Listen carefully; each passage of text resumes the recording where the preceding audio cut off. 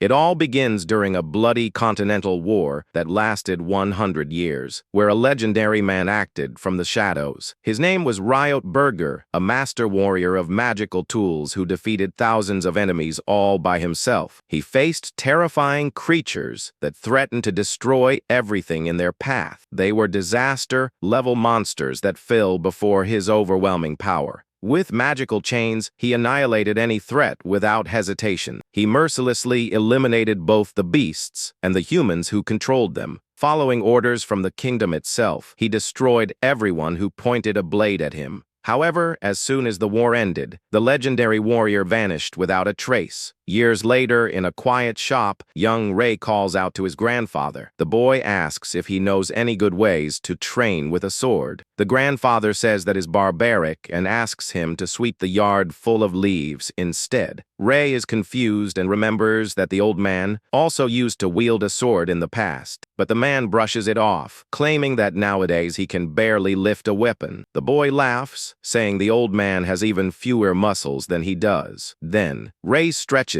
and says he wants to train for the academy entrance exam. He smiles excitedly, saying he has finally found what he wants to do with his life. When the boy leaves the shop, the grandfather stands lost in thought at the counter. He realizes how much his grandson has grown and smiles faintly, thinking to himself that he needs to stay alive to see Ray's future. Remembering that when his grandson was born, he was still spending his days fighting in the war, where he stained his hands with blood, taking down hordes of enemy soldiers, destroying everything in his path while the massacre seemed never ending, consumed by the rage of having to kill without stop on the battlefield. That cruel routine ended up turning the warrior into a true human weapon, until tragedy struck his own family, burning everything he loved. Sounds of pure destruction took over his old village. The flames consumed every house in a devastating fire. Upon arriving, he found his daughter and her husband fallen lifeless on the ground. A deep hatred filled his heart, wanting to know who had done such a thing. But in the middle of the fire, the sound of a baby crying caught his attention. He saw that little Ray was still alive, protected in his parents' arms. That moment touched the warrior's soul in an unexpected way. He knelt on the ground before all that tragedy and picked up the small child with extreme care. Upon seeing that the baby smiled sweetly at him, the warrior broke into tears, promising to take care of that little boy. Ray became the light of his life and his reason for continuing to exist. In the present, he walks to a locked door to protect his grandson. He removes the heavy chains that kept the place's secret, and descends a dark staircase, willing even to break great taboos, revealing a mysterious body covered by a cloth in the basement. The old man pulls the cloth away and stares at his own preserved former body. That was the vessel from when he was young and feared by all, knowing full well that his current elderly form will not last for long. But that spare shell could ensure his family's survival. Suddenly, someone calls out from upstairs, interrupting his thoughts. The old man returns to the counter and greets a masked customer, asking what he wants. The mysterious man demands mythical items with a sinister smile on his face. The grandfather is shocked to realize this is no ordinary visit, and the intruder attacks, revealing that he has finally found the legendary Ryot.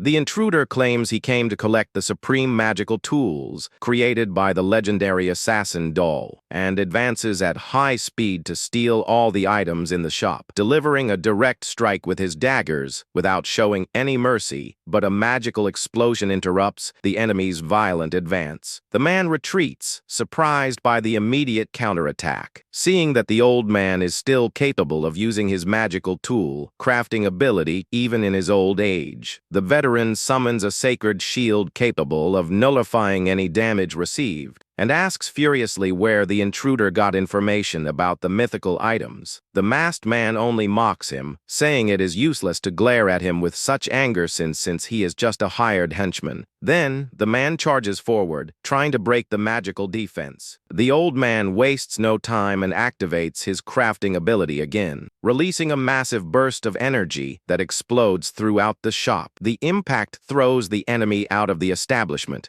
The man stands up in the yard, facing the bright light that emerges in the darkness. The old man appears wielding a powerful sacred sword that amplifies all his strength. He holds the blade firmly, ready to finish the confrontation, and demands to know once and for all the whereabouts of the person who ordered that attack. The intruder admits his presence is intimidating but notices a weakness. He advances, saying that the warrior cannot hide the physical decline of old age. The two trade intense blows, while the veteran tries to contain his adversary. But everything becomes complicated when young Ray appears in the middle of the battle, calling for his grandfather. The old man despairs as he sees his grandson exposed to danger, and shouts for him not to come closer, while the enemy takes advantage of the distraction. The masked man appears behind the boy and activates a magical bell that controls memories. The grandfather panics upon recognizing the terrible effect of that mythical item. The villain holds Ray and compliments the resilient body of the hypnotized young man. He places a blade in the hands of the totally controlled boy and mocks the old man, saying it will be difficult to fight against his own grandson. Ray advances, blinded by mind control, attacking his own grandfather. The warrior is forced to block the desperate strike so as not to hurt the boy. He realizes the artifact altered the young man's memories, making him act like an enemy. Knowing that to break the spell, he must defeat the user or strike Ray on the head. Pressed in the duel of blades, he realizes he needs to act fast. With no other choice, the man decides to use force to save his grandson, and lands a precise strike to knock the boy unconscious.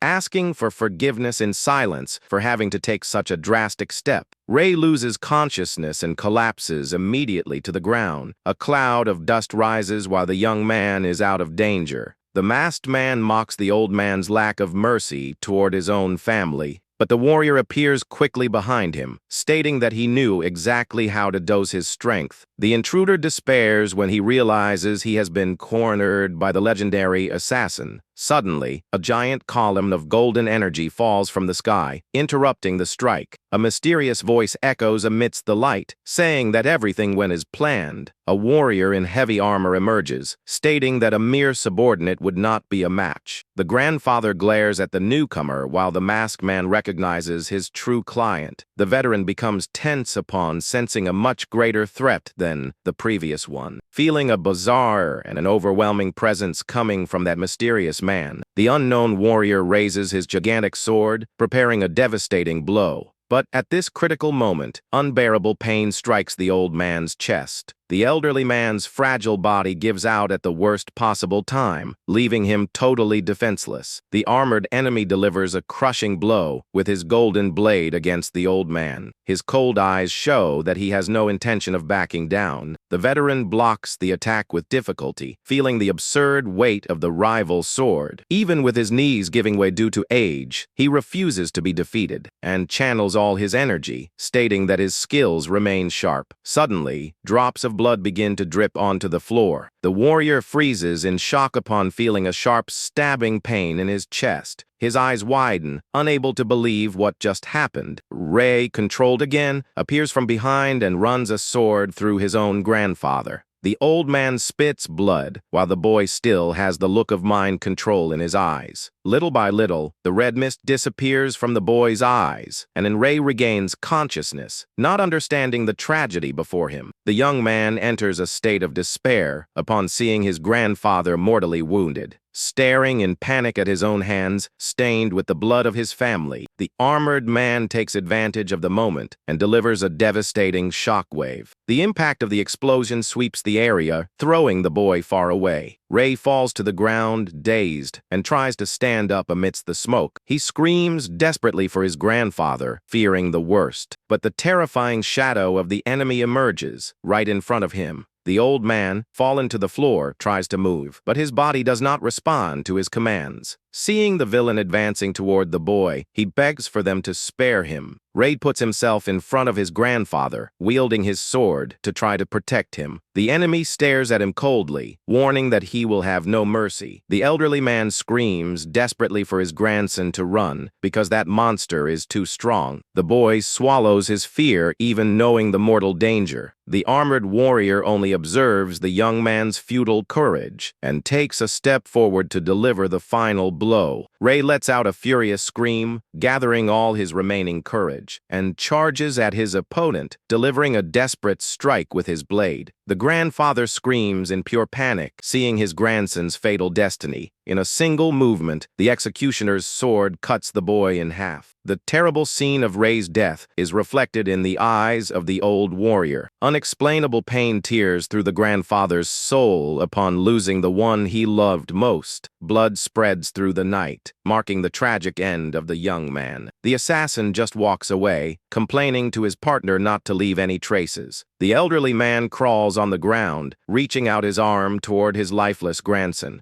but his strength fades and his hand falls without reaching the boy. Remembering the cruel words that his strength was left in the past, and that he is no longer the invincible warrior he used to be. The darkness of death consumes the old man's vision amidst the blood. In the dark abyss, a small blue flame of energy begins to burn. The warrior's spirit writhes with guilt for not having protected his grandson, remembering the baby who, in the past, saved him from the deepest depression. All the happy memories by the boy's side pass before his eyes. The image of Ray's sweet smile ignites the old man's soul with endless hatred. He swears absolute vengeance against everyone responsible for the tragedy. At that instant, the final condition for the awakening of the assassin doll is met. In the secret basement, the magical restriction is released and a flame descends upon the spare body. A message confirms that the warrior's soul will be transferred to the magical tool. The spiritual flame plunges into the perfect vessel, initiating the monster's rebirth. Overwhelming red energy envelops the chair, awakening the new body. The legendary assassin opens his eyes, recovering all the vigor of his youth, activating the mythical tool of the reincarnation doll to return to life.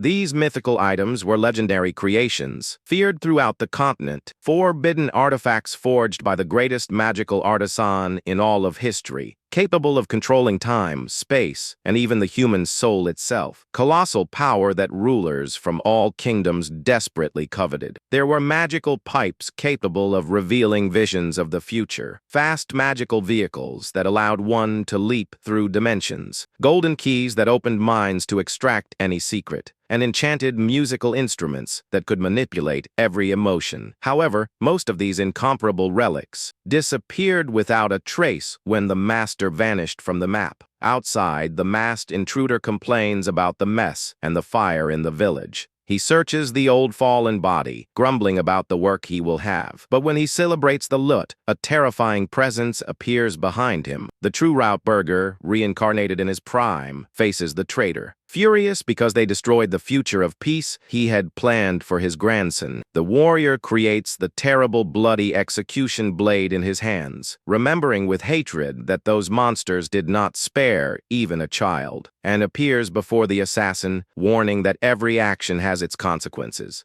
The man enters into absolute despair upon seeing the scythe of death approaching. With a single merciless cut, the veteran splits the enemy in half, promising to make everyone involved pay with their own lives. Later, the warrior walks alone through the forest mist, digging a grave with his own hands to bury his grandson. Ryot cries in silence as he says goodbye to young Ray, remembering the happy moments when the boy ran smiling through the field, of the simple meals and the daily games they had together, of the nights when the child asked for affection because he couldn't sleep, and of the sparkle in Ray's eyes when he spoke of having a secret dream. The grandfather closes his eyes, choked by the unbearable pain of the loss, lamenting that he never had the chance to hear the young man's great dream. The image of the armored man who killed Ray burns in his mind. He swears to track that client to the end of the world to get his revenge. Addition to recovering all his stolen mythical tools, he picks up the pendant left by the assassin and recognizes the symbol of the Yugen clan, using magical creation to summon a tracking star compass. Decided to follow every lead until he finds the mastermind of it all. The artifact projects the exact location of the enemy's secret base. Ryot sets off immediately toward the hideout without any hesitation. Cursed clan was known for their dark abilities, capable of reading the soul and extracting memories from the corpses of their victims. The warrior arrives at the mysterious hidden village in the Valley of Bones, realizing they only managed to find him because they ransacked memories from the past, killing old acquaintances to track every step of his former life, until they finally discovered his whereabouts and caused that tragedy. A blade appears at his neck when a sentry orders him to stop. The guard asks who the intruder is, as that place is prohibited. Several hunted assassins surround Ryot, threatening to kill him on the spot. Ryot mocks the guard, asking if he really thinks an intruder would answer politely. The sentry advances with his dagger, screaming for the intruder to die, but Ryot blocks the attack with ease, destroying the adversary's weapon. The assassin is in shock to see his blade shattered in seconds. The protagonist retaliates with force, crushing the ground and throwing the enemy far away. The other members of the clan panic at the intruder's power and decide to cast simultaneous spells to crush him at once, planning to destroy his body to extract memories from whatever remains. A huge magical explosion hits the warrior, covering the place with smoke. However, Ryot emerges unharmed from the dust, brushing off his clothes with total calm. The assassins panic, wondering if that man is a monster. Ryot states coldly that they must have hunted everyone who crossed his path, and questions how many innocent people they killed to steal memories. Without giving them time to answer, he activates his magical tool crafting again, summoning a gigantic Iron Maiden right behind the terrified assassin. Ryot warns that the only thing he wishes to hear from them are screams of pain. The man screams in despair while the metal structure closes. The torture sarcophagus is locked, splashing blood in all directions, leaving behind a gruesome trail with all the enemies executed. Only one of the guards survives, seriously wounded on the ground. The man wakes up dazed, groaning in pain amidst the massacre,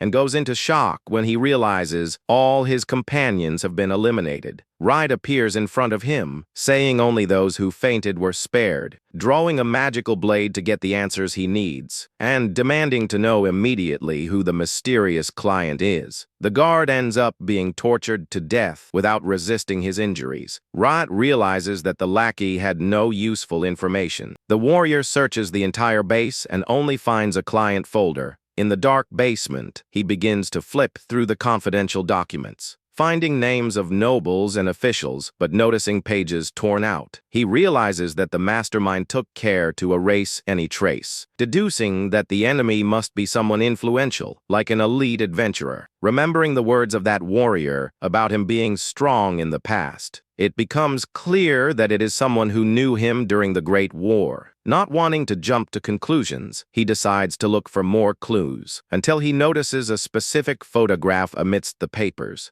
identifying the perfect next target to get the answers. The photo shows an old acquaintance who works as an intermediary. To discover the truth about the client, he needs this witness, knowing that man is the only person capable of giving new leads. Ryot then travels to a luxurious city where the informant resides, and walks calmly toward the suspect's mansion, observing the quiet residence surrounded by a beautiful garden. The protagonist enters the place without making the slightest noise, analyzing every corner of the apparently empty workspace. He finds a picture frame with a photo of that man's family. Suddenly, a guy in glasses appears, attacking from behind, surprised to see a young man. But Ryot's experienced eye notices the danger instantly, blocking the heavy blow at the last second with his own arm. The man retreats tense and asks in a threatening tone who that boy is. The man in glasses asks, irritated, why that young man looks so much like Ryot. Ryot only responds, finding that reception too cold after being away for so many years. He jokes, saying that as old friends, a hug would be a much better greeting. But the man does not listen and activates an ability, strengthening his arm to attack, delivering a devastating blow that generates a huge gust of wind throughout the room.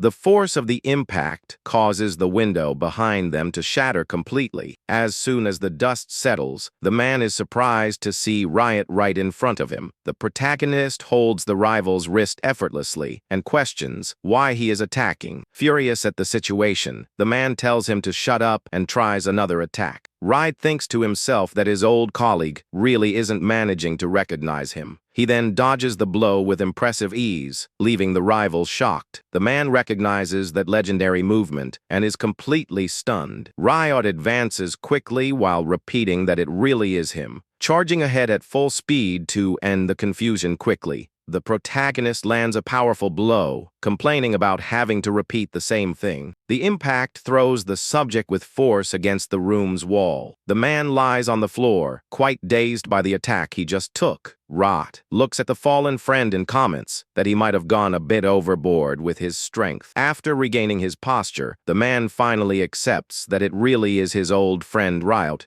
It is Lit Brown, an old war comrade of the protagonist. Sitting and having tea, Ryot jokes about being hurt for not being recognized. Lit retorts, saying that no one expects to see someone age in reverse and become young. He even asks about that blow, commenting that Ryot is hitting harder than in his prime. Ryot explains that he used magical tools, thinking an experienced ex-soldier would notice. Lit brushes it off, remembering that this was a lifetime ago and that he no longer works for the army. He vents, saying that after the war, the whole world changed completely. People stopped fighting and started to rebuild everything they had lost. Everyone started to focus only on having better lives and taking care of their own businesses. Lit says he started a family, had children, and today controls the capital's trade network. Ryot praises the friend's big promotion, and he agrees with pride in his journey. Lit then asks what Ryot is planning by reappearing with the same face as before. Ryot's gaze turns serious upon remembering everything that happened recently. The protagonist reveals in a calm tone that he had also become a grandfather, and asks if Lit is willing to listen to the long story about his tragedy. The environment goes silent while Ryot relates every detail of what occurred. Lit listens to everything with attention while holding his cup in shock. He mourns deeply, realizing all the suffering Ryot went through. Lit then understands that Ryot came to him after finding his name on the Yugen tribe's list. Ryot confesses to having been surprised to see that his friend resorted to that criminal organization. Lit explains that trade has its complications and asks what Ryot will do now. Ryot clenches his fists, stating that his next step is already totally decided. With his gaze filled with determination, he declares that he seeks retribution against those responsible. Lit questions, worried, if a bloody revenge is what Ray would really want. Ryot responds with a mysterious smile, saying he will never be able to know, but highlights that cruel acts require punishment and that this is his way of taking responsibility. Besides, he makes it clear that the problem involves more than just Ray's death, explaining that the theft of the mythical items could cause an unprecedented disaster, because these artifacts can easily reshape the world if they are used by the enemy. Lit agrees with the danger and asks if he plans to hunt the mastermind of the crime. Ryot confirms his plan and asks for Lit's support, who agrees to help him readily. Ryot hands a paper to his friend, asking him to gather all the listed materials, explaining that he intends to forge a new, powerful magical tool to defeat the enemy. Lit accepts the request and agrees readily to get each of the items. But before leaving, Ryot warns that he still needs one more crucial piece of information.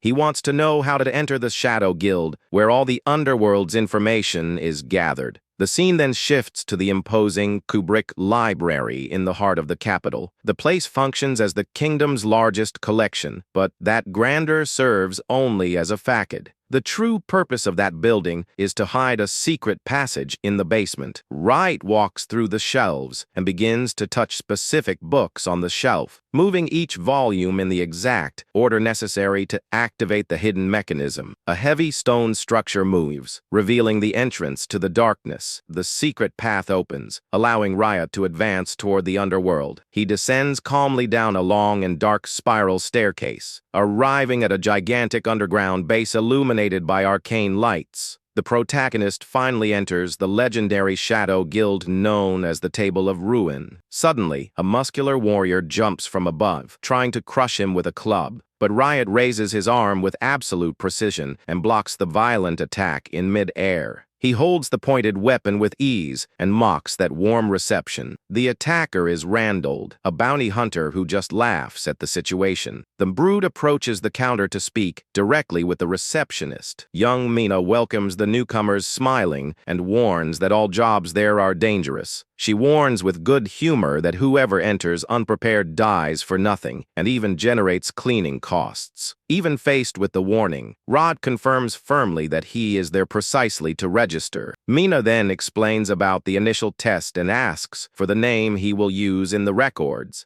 Rod ponders carefully, knowing that any old nickname would reveal his identity. He wants to adopt a perfect code name to carry his thirst for vengeance until the end. His gaze gains focus upon making a decision with enormous emotional weight. A subtle smile appears on his face when defining his new battle name. The protagonist declares that from that moment, he wishes to be registered as Ray. Mina accepts Ray's registration and warns that the admission test is about to begin. Ride accompanies the girl while asking how this guild evaluation works. The receptionist asks them to follow her, promising to explain everything along the way. She reveals that underworld contracts are divided into different ranks. The missions go from rank S to F, and even the lowest ones bring a real risk of death. Ride understands that the exam serves to keep only the most capable mercenaries. Mina confirms excitedly, saying that this is serious business and they don't accept amateurs. The protagonist reflects in silence on how the death trade continues to profit in peace. He notices Randall accompanying them and asks if the brute will also take the test. The mercenary vibrates with excitement, saying that he can profit from any illegal service. Randall confesses with sadism that he intends to kill as many people as he can. He laughs uncontrollably while feeling his own body bristle with the idea of the massacre. Mina comments naturally that the guild keeps receiving bloodthirsty types like him. They arrive before an immense dark arena built in the depths. The receptionist presents the sinister space, known as the Pit of Cursed Offerings. She instructs the candidates to descend the stairs to immediately start the test.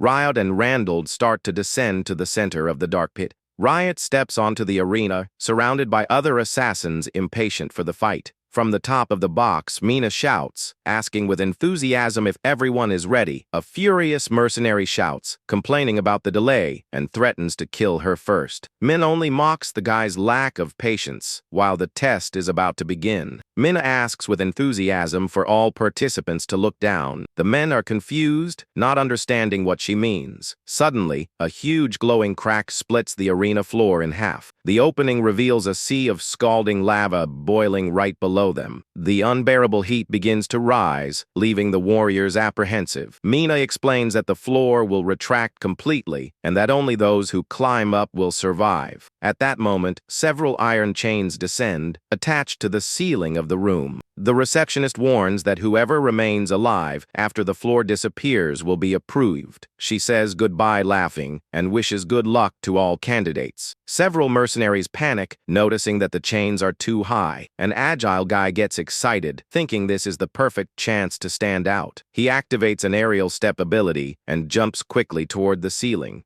The other competitors scream, outraged to see him get ahead. The man celebrates, reaching out his hand to grab one of the chains. But another participant uses his powers to prevent the rival's advance, activating a vector manipulation technique to change the direction of the jump. The warrior in the air loses total control and begins to spin downward. He enters into despair upon realizing he is falling directly toward the fire. The subject plummets into the boiling magma and is incinerated in a few seconds. The man with the bandana mocks the rival's death while chaos takes over the place. Randall gets excited about the bloodshed, saying that just surviving would be boring. The brute starts to massacre everyone around to ensure he is the only one approved. The mercenaries realize, furious, that the test was made for them to kill each other. A bloody battle spreads while the floor keeps shrinking. Ryot observes the massacre in silence, keeping his calm amidst so much violence. The protagonist questions if that test is nothing more than a senseless carnage. Randall notices Ryot's tranquility and advances, running in his direction. The mercenary gets irritated with the boy's cold posture and demands he react, challenging the young man to a direct fight before the floor disappears. Ryot doesn't even move and responds with disdain, saying the rival wouldn't last 3 seconds. The brute is furious, but Ryot tells him to focus on how he intends to pass the test, remembering that killing everyone is useless if he cannot reach the chains. Randall stops for a moment and agrees that the boy is right. He then stares at another defenseless mercenary with a cruel plan in mind, grabbing the subject and throwing his body with force toward the ceiling. The thrown warrior reaches out his hands, relieved to manage to grab the chain, but the metal is so overheated that it burns his flesh instantly. The man screams in agony, unable to withstand the terrible pain of the white, hot metal. Unable to hold on, he lets go of the chain and falls aimlessly toward the lava.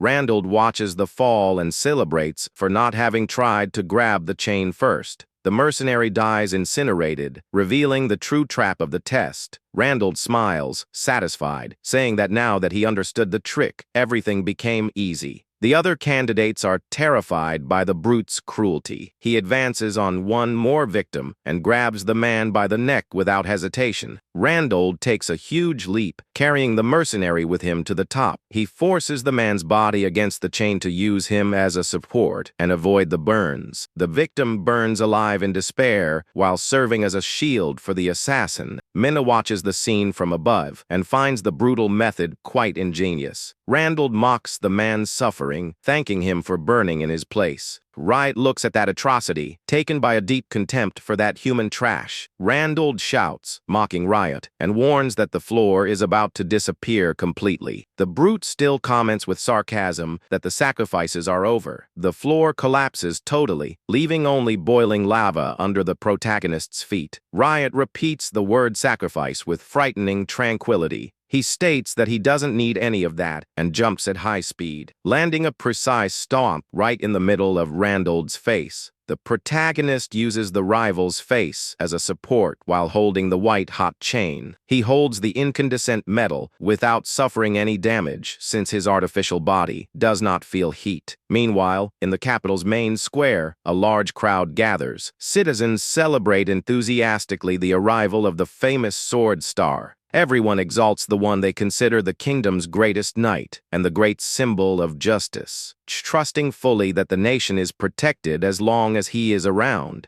People start pointing, amazed at the warrior's appearance. The entire square vibrates, welcoming the hero of the kingdom. The man walks serenely amidst the applause and confetti, revealing the imposing figure of Sir Haste, the legendary knight of the capital. Back to the underworld, Ryot continues holding the white, hot chain with absolute ease. From the top of the gallery, influential members of the guild watch the scene, impressed. Young Gaia comments to his partner that finally, someone exciting appeared in the test. Ryot notices the glances coming from the upper box. The woman beside him complains in a sadistic tone that she still hasn't seen enough blood spilled. Randall struggles furiously, telling the boy to get his foot off his face. Ryot only smiles, saying that he served as an excellent stepping stone. He takes momentum from the brute's face and jumps directly toward the exit. Ryot lands beside Mina while the rival continues shouting insults from below. The receptionist congratulates the two survivors, announcing that both were approved. She takes the documents to officialize Ryot's entry into the guild, explaining that, just like the missions, new members also start at rank F, and that it is necessary to complete dangerous jobs to manage to level up.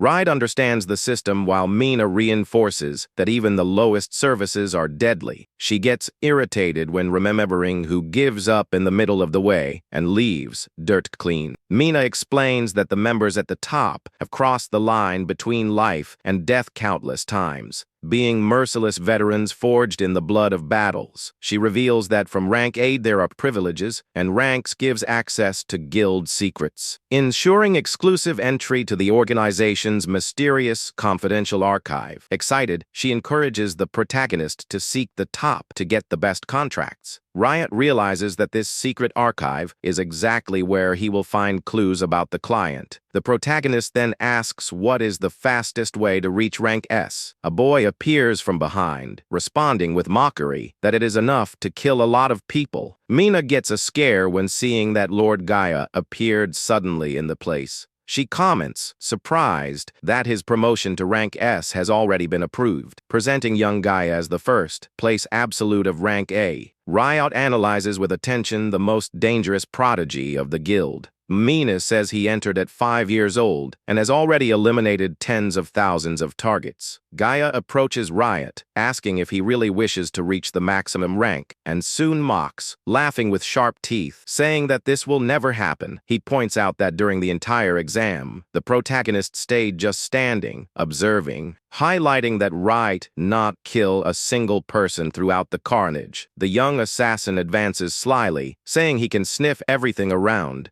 whispering very closely that he feels the disgusting smell of false virtue coming from Ryot. Ryot thinks pensively upon hearing the boy talk about faking virtue. Gaia approaches, arguing that it makes no sense to spare the life of someone who might try to kill you later. Taking another step forward, he admits that the newcomer really has enough ability to kill, but states with a maniacal smile that enemies must be totally annihilated. Ryot just listens to everything in silence, keeping his expression unshackable, showing his blood-stained hands. Gaia remembers that that place is made only for those who have no scruples, and warns very closely that continuing to act soft will end up costing his life. Ryot is not intimidated and just lets out a mocking laugh. Gaia finds the reaction strange, while the veteran responds calmly that it is nothing. Ryot then places his hand on the rival's shoulder, saying that seeing the future rank S, so worried about him even makes his heart feel warm. The young assassin is completely furious upon noticing the provocation. Ryot passes directly, stating that he has things to do and cannot waste time with useless diversions. Gaia mutters that if killing the newcomer guaranteed the spot in rank S, Ryot turns with a murderous look, guaranteeing he would rip his head off at the same instant. The boy jumps back, irritated, shouting for him never to touch him like that again. Taken by hatred, Gaia crouches, growling that the newcomer barely passed a simple test, and is already thinking he is too important, being just a mere rank F. Releasing his beast form, he roars, saying that in a real fight, Ryot wouldn't last 10 seconds. Ryot just begins to manifest his blue mana without showing any fear, warning in a relaxed way for the boy not to make plans without including his presence. Suddenly, Randall appears from behind, grabbing Ryot's head and shouting that he will be the first to kill him. Without even being shaken, the protagonist only asks for the brute not to bother, because after being dead, he won't even have time to regret it. Randall is completely enraged by the audacity of those words, squeezing Ryot's skull with all his brutal force. He bellows that he is known as the hunter-assassin and will crush that pretty little face right now. Ryot just lets out a long, bored sigh in the face of so much talk. Shining energy wires surround Randall's face, who widens his eyes without understanding anything. Ryot activates his magical tool crafting ability in a fraction of a second,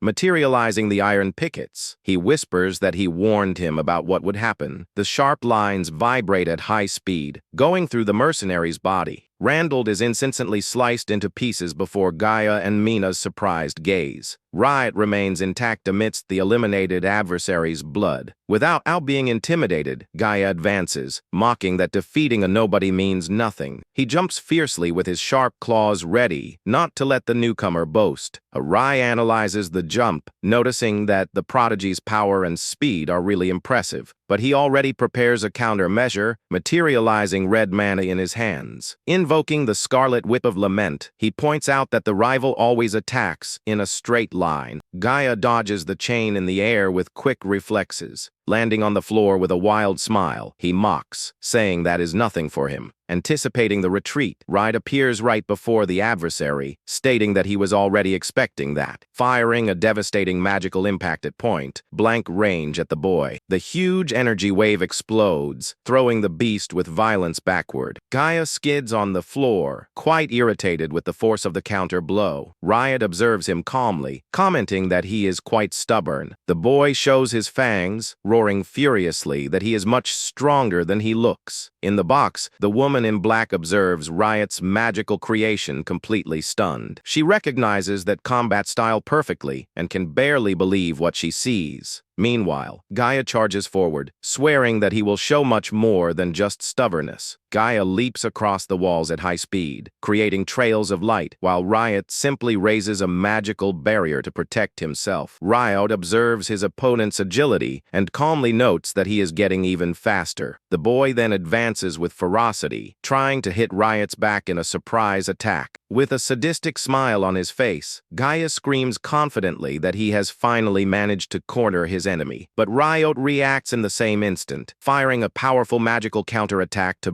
block the strike. Ryot glares at the young man coldly and comments that he is still too inexperienced to face him. He makes a point of stating that he will show him in practice that there is always someone superior in the world. From above, the woman in black watches the magical crafting technique, perplexed to notice such familiarity. Gaia breaks into a maniacal smile and compliments the opponent's incredible strength while boiling with excitement. The boy jumps upside down, declaring furiously that he wants to kill him at any cost. Rod channels his mana once again and retorts that with that attitude, he will end up dying young. Irritated by the provocation, Gaia tells his adversary to shut up and jumps for a new attack. The young man advances with sharp claws, shouting that he hates it when people get in his way. He hits the floor with all his strength while Ryot positions himself with his impeccable magical defense. Ryot spins, creating a wave of cutting energy, forcing the beast to retreat in mid-air. Then he extends his arm, projecting fast arcane beams toward the boy. The magic explodes against the floor, opening a crater right where the adversary was trying to stand.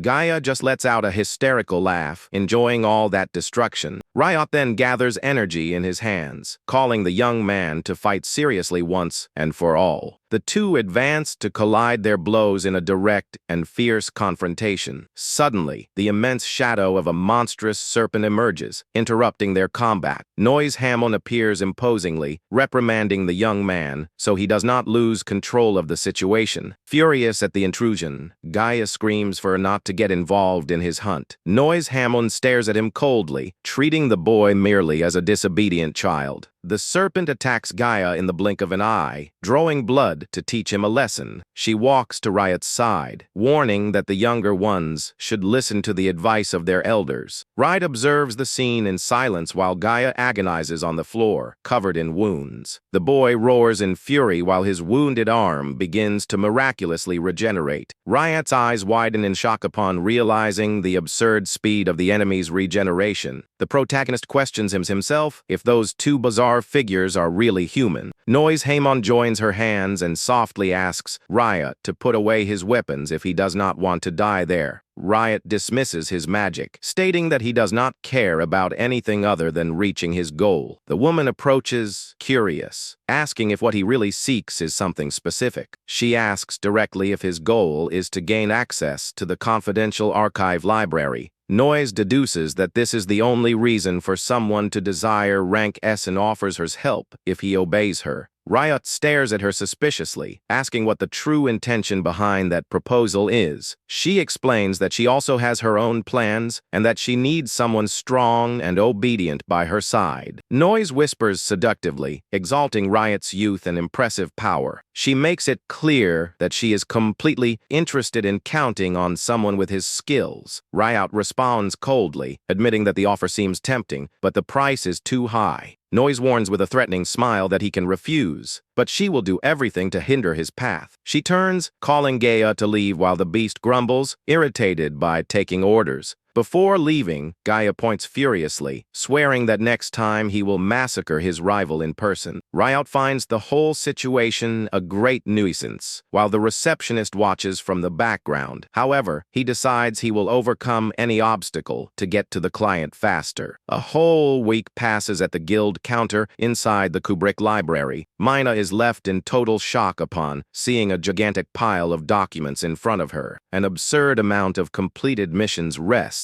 on the service desk. Ryot warns with total tranquility that he has completed absolutely all the tasks she had sent. Mina is stunned and comments nervously that a volume like that would take at least 2 years to be completed. Ryot thinks that would be impossible for an ordinary human, since his artificial body does not need to eat or sleep and never suffers from fatigue. Mina analyzes the reports and confirms that his promotion to rank D is guaranteed. Ryot asks how to get to rank C, and she explains the need for recommendations. The receptionist reveals that he has already received a direct referral from Noise Hameln herself, and hands Ryot a letter with a special assassination request made by the commander. He opens the envelope and discovers that the mission's target is a rank D adventurer. Mina comments impressed about how rare it is to receive a direct order from Lady Noise, explaining that the woman commands the largest faction of the entire Shadow organization, and remembering that the last warrior personally recruited by her was young Gaia. Ryot remembers the woman's mysterious words about her own hidden goals, becoming curious about the true plan behind the meeting elite subordinates. Upon examining the letter, he finds an enigmatic phrase demanding a kiss or a bite. Ryot understands that as a clear warning that he will need to obey to avoid harm. Later, the protagonist arrives in front of the imposing headquarters of the Adventurers Guild. The main hall is packed with experienced warriors ready for work.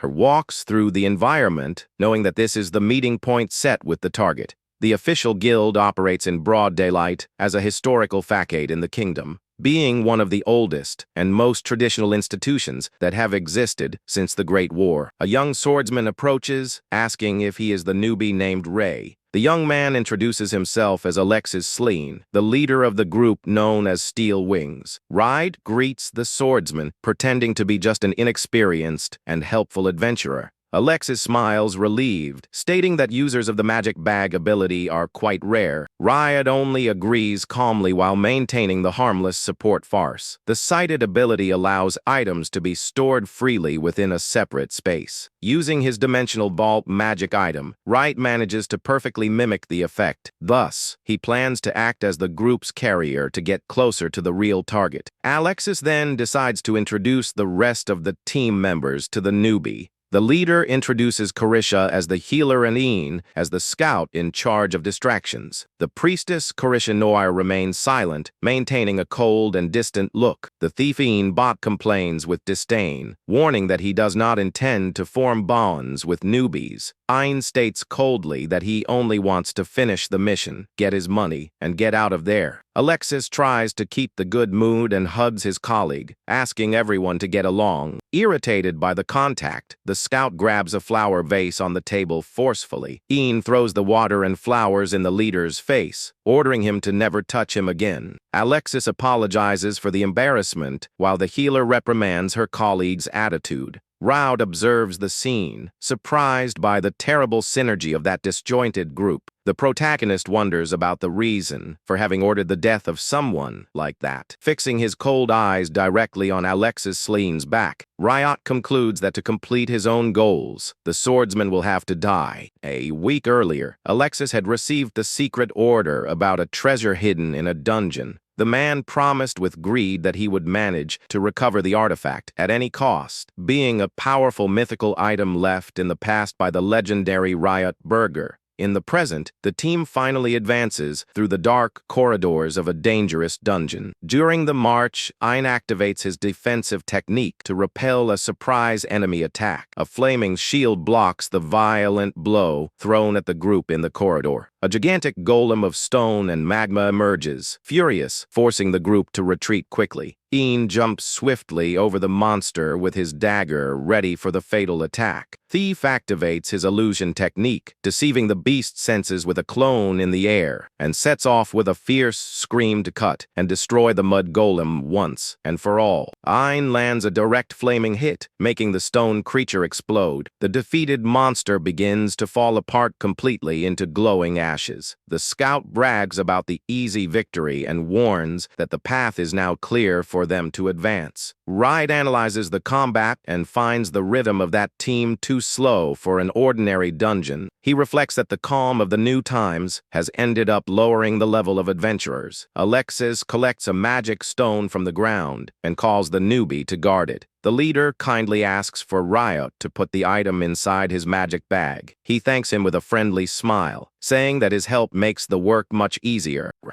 Thinks that killing the leader would be easy, but he needs to forge an accident without leaving any traces. He maintains a patient posture, waiting for the perfect moment to execute the plan. The group finally arrives in front of the large red gates of the boss room. Upon entering, they are met with a colossal fire golem protecting the entire hall. Alexis explains quickly that the mission consists only of taking the chest at the back. The chest, locked by chains, rests on an altar surrounded by burning torches. Swordsman states that the treasure contains a valuable item capable of making them rich. He suggests taking the relic carefully without needing to face the monster directly. Ian questions, confused, how they would manage to get the chest without first defeating the room's boss. The scout warns that the creature blocks the passage, and that stepping into the arena would be suicide. Alexis only agrees with a strange and enigmatic smile on his face. He remembers that even famous clans retreated from that monster, leaving Ein even more alarmed. The leader takes a step forward, guaranteeing coldly that he has a trick up his sleeve. Suddenly, Alexis draws his sword and attacks Kirisha from behind without mercy. The healer is caught totally by surprise, bleeding upon receiving the cowardly blow. She is thrown into the arena, while Ein screams desperately for her name.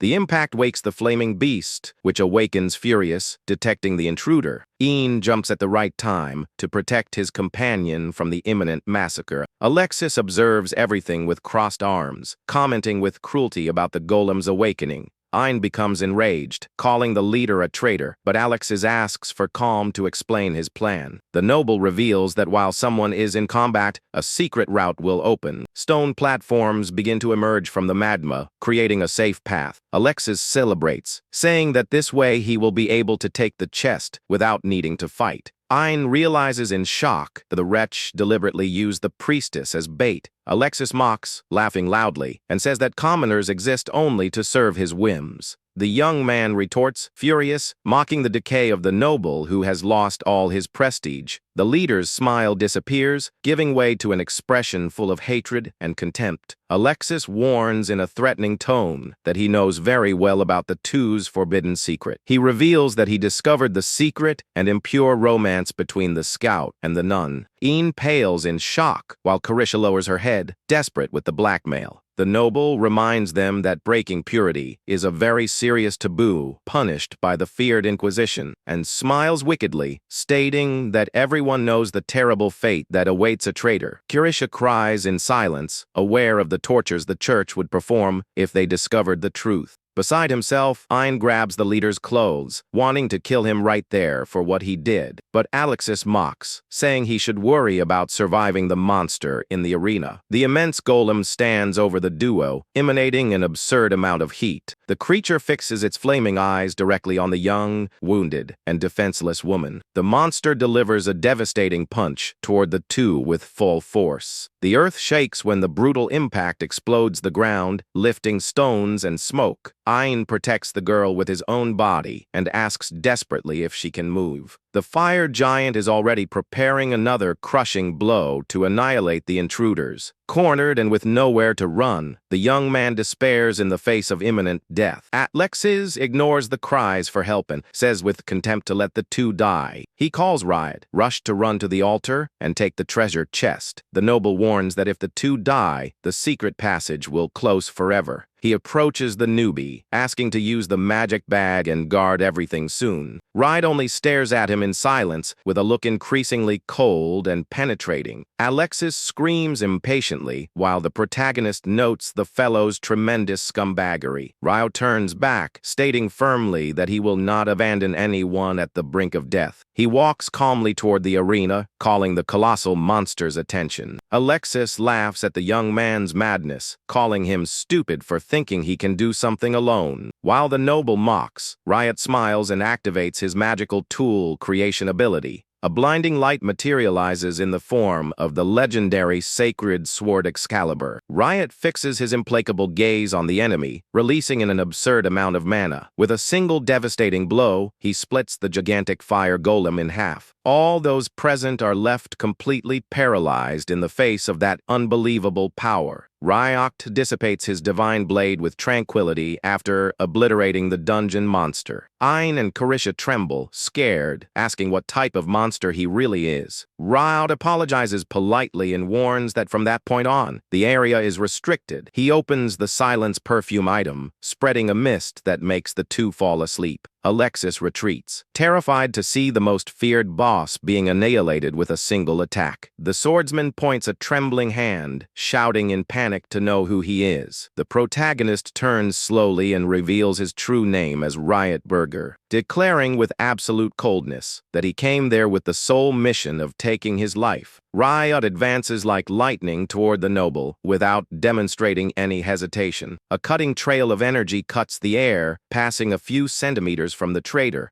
Alexis pales in shock, repeating the name of the living legend he just heard. He tries to laugh nervously, saying that a mere carrier could never be the legendary warrior. Then the noble widens his eyes, asking if he is also after the mythical item. Upon hearing about the relic, Ryot widens his eyes, taken by sudden surprise. Alexis accuses the young man, stating that he only joined the group to steal the great treasure. The man draws his sword, shouting that that sacred artifact belongs only to him. He delivers a furious magical attack to try to eliminate the protagonist by surprise. Ignoring the attack, Ryot warns that he defeated the monster, and for that reason, he will open the chest. Alexis foams with rage, calling the young man a coward for hiding his strength to steal the item. Ryot opens the old chest and finds 4 potion bottles glowing in red. He analyzes the content and realizes, disappointed, that they are only healing potions. Ryot notes that the noble was deceived but confirms that someone spread the existence of the items. Deep anger takes over him upon suspecting that the mastermind may be his grandson's killer. Believing that bottle is the treasure, Alexis approaches greedily to take the relic. When the noble reaches out his hand, Ryot suggests with an ironic smile making a business deal. Alexis stops, confused, not understanding what type of proposal that man would have to make. Ryot says that mythical items have no price and that he accepts selling them for a good amount.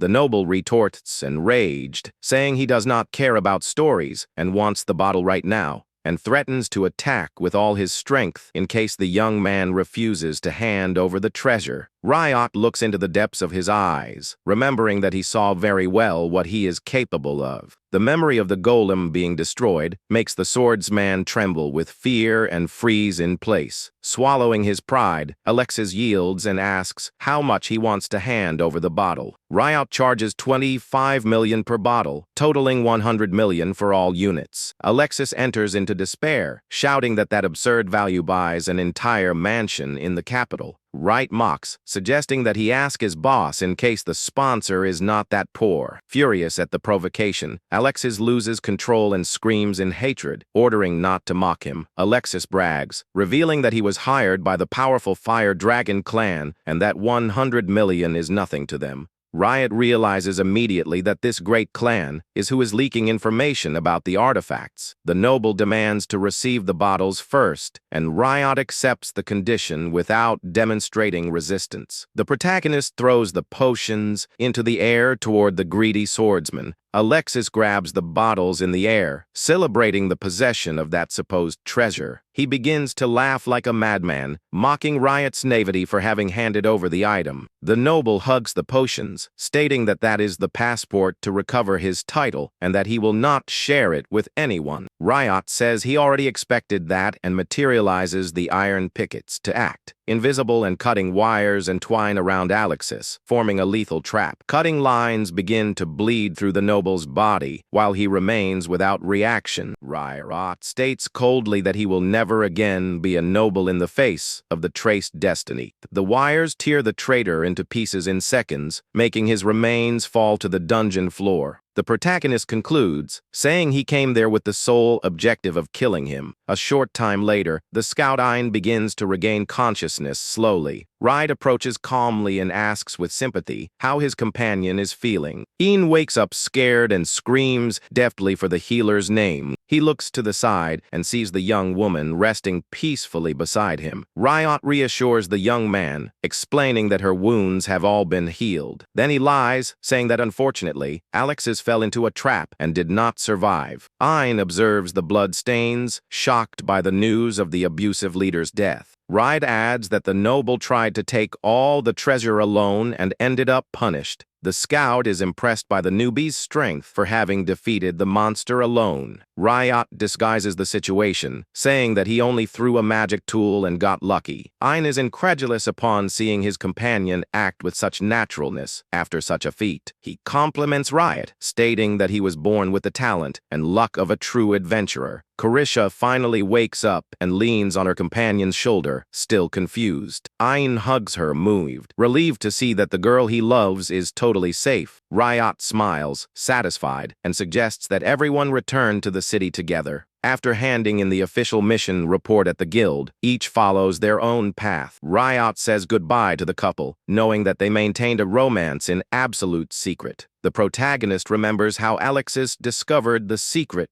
and blackmailed the girl cruelly. With the tyrant dead, he only wishes that the two can finally be happy together. Ryot walks alone through the streets of the capital, focused on his next steps. He returns to the secret guild counter inside the Kubrick library. Minna welcomes him with a party, praising the impressive speed with which he completed the mission. The receptionist announces the official promotion to rank C, and he already asks for his next task. She explains that the new work will be accompanying Lady Noise on an expedition. Minna comments that the mission involves a magical relic called a mythical item. Ryot is shocked because the existence of these relics should be a military secret. He concludes that someone is leaking everything and that he needs to accelerate the hunt for the client. The young man swears to act before his former creations fall into the wrong hands and cause destruction. In another location, the leaders of the Fire Dragon clan meet in a secret room. One of the holographic elders complains about Alexis's ridiculous failure in such a simple task. Another member mocks the noble, stating that now he understands the reason for having been banished. They confirm that the dungeon item was fake and that finding a real one would not be easy. Even with the setback, they decide to continue with the main plan without hesitation.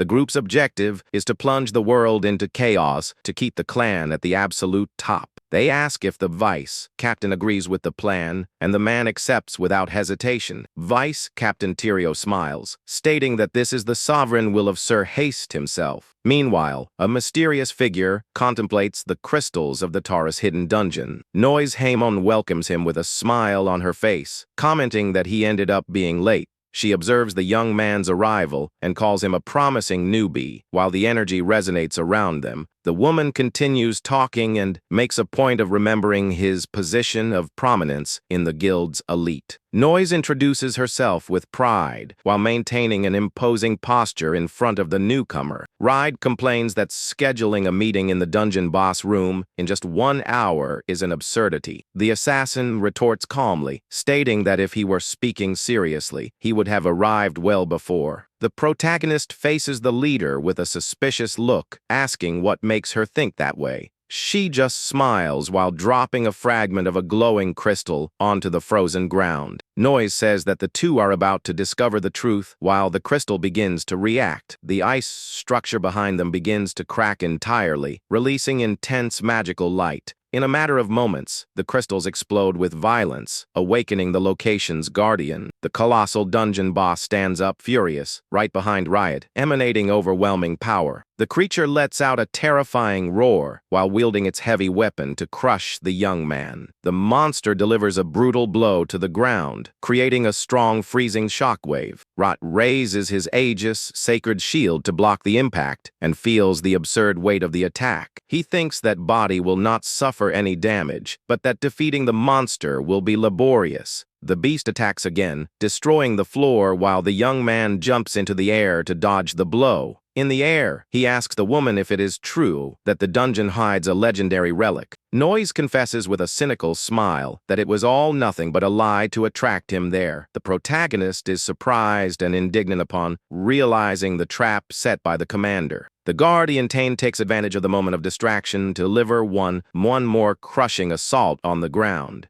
Ryot lands with agility while Noise asks if he really knows about mythical items. She stares at him with intensity, wanting to know how much he truly understands about those artifacts. Ryot becomes suspicious and asks at the same moment if she was just testing his capabilities. The assassin just warns that he will die if he continues taking his attention off the ferocious monster. The dungeon boss lowers its blade with total fury, trying to split the intruder in half. The young man dodges the sword at the last second and jumps toward the adversary to counter-attack. He then materializes the scarlet whip of Lement, ready to dominate the beast in mid-air. The incandescent red chains envelop the monster's head, pinning its movements. Without wasting time, the young man invokes the powerful sacred sword Excalibur bathed in blinding light. Ryot delivers a fulminating cut, cutting the beast with extreme precision while the monster screams. The boss is totally annihilated while the protagonist lands on the ground with tranquility. Noise observes the scene, fascinated, admitting that she intended to measure his real strength in that combat. She notices that the young man defeated the boss with ease and seems to have plenty of energy to spare. The woman walks calmly up to him, saying in a provocative tone that everything there is very bizarre. Noise states without beating around the bush that Ryot seems like a true demon, pretending to be a normal human being. He retorts ironically, asking what makes her so sure about that statement. The assassin insists that the reality is quite clear and that he is not a truly ordinary person. She then manifests the shadow of a giant snake with her threatening magic that projects itself ahead. The shadowy creature advances at high speed, pointing its fangs directly at his face. The serpent stops a few centimeters from his eye, but Ryot does not even blink in the face of the threat. Noise points at the young man, stating that it is simply impossible not to react to an attack like that. Ryot touches the serpent with naturalness and tries to brush it off, saying he was only surprised by the speed. The leader does not believe him and responds that any surprised person would have at least blinked or retreated. She continues staring at the young man with a penetrating look while maintaining control of the conversation. Noise reveals that she investigated his steps and ended up at a totally burned down magic shop. She mentions that an elderly man lived there with his grandson, leaving Ryot in absolute alert at the same instant. The woman explains that the two were already dead, but that she discovered everything upon examining the bodies. She concludes her deduction by stating that that old man was actually the legendary item creator. Behind them, the monster returns to roar furiously, indicating that the threat has not yet ended. The gigantic shadow serpent blocks the dungeon boss's attack in mid-air. Noise warns with disdain that she is talking to the young man and orders the monster not to interfere. The shadow creature crushes the boss against the frozen ground with brutal force. Ryot ignores the impact and asks what that whole story has to do with him. The woman smiles and raises the hypothesis that he is the legendary creator of mythical items. She pronounces directly the name of Ryot, leaving the young man on total alert. Noise lists all the details that prove his veteran skills and his absurd power. The assassin states that this revelation would explain perfectly all the young man's actions. She questions whether the man whom everyone judged to be dead ended up resurrecting somehow.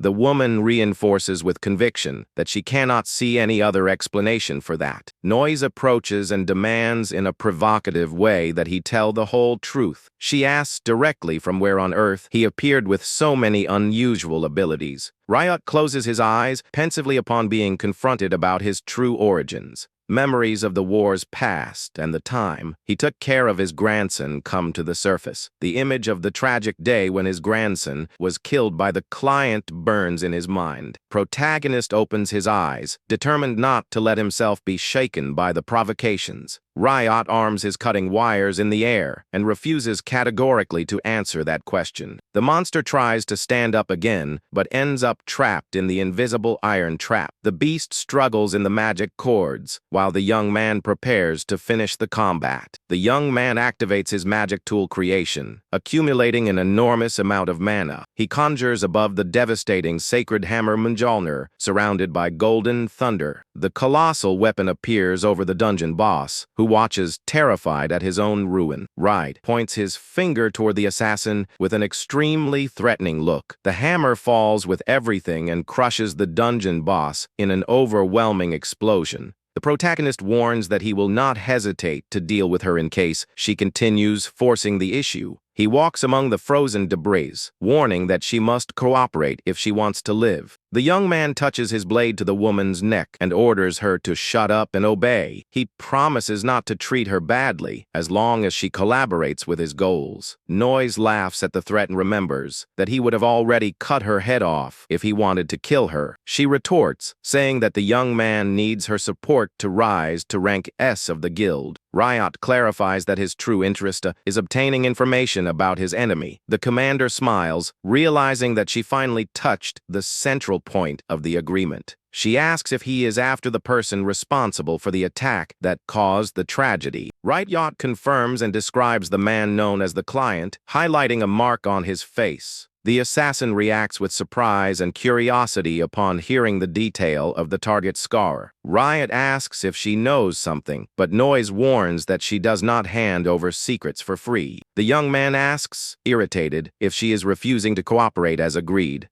Noise states that she will help, but demands that the command relationship remain very clear between them. She approaches, saying that he will have to fulfill all the missions she orders first. The protagonist realizes the headache that dealing with the woman's whims will be. The assassin argues that it would be a great waste not to use his incredible power. She proposes an alliance where both use each other's strength to reach their goals. Ryot accepts the terms and reinforces that she must fulfill her part of the promise. Noise agrees, satisfied, and calls the young man to return soon to the guild barracks. While walking together, the woman is absolutely sure of Ryot's true identity. She begins to plot her own secret plans. With the confirmation of that theory, the commander smiles with malice, decided to take maximum advantage of the legendary artisan. Upon passing through the portal, Ryot arrives in a luxurious room and asks where they are. Noise explains that that is her private office reserved only for rank S.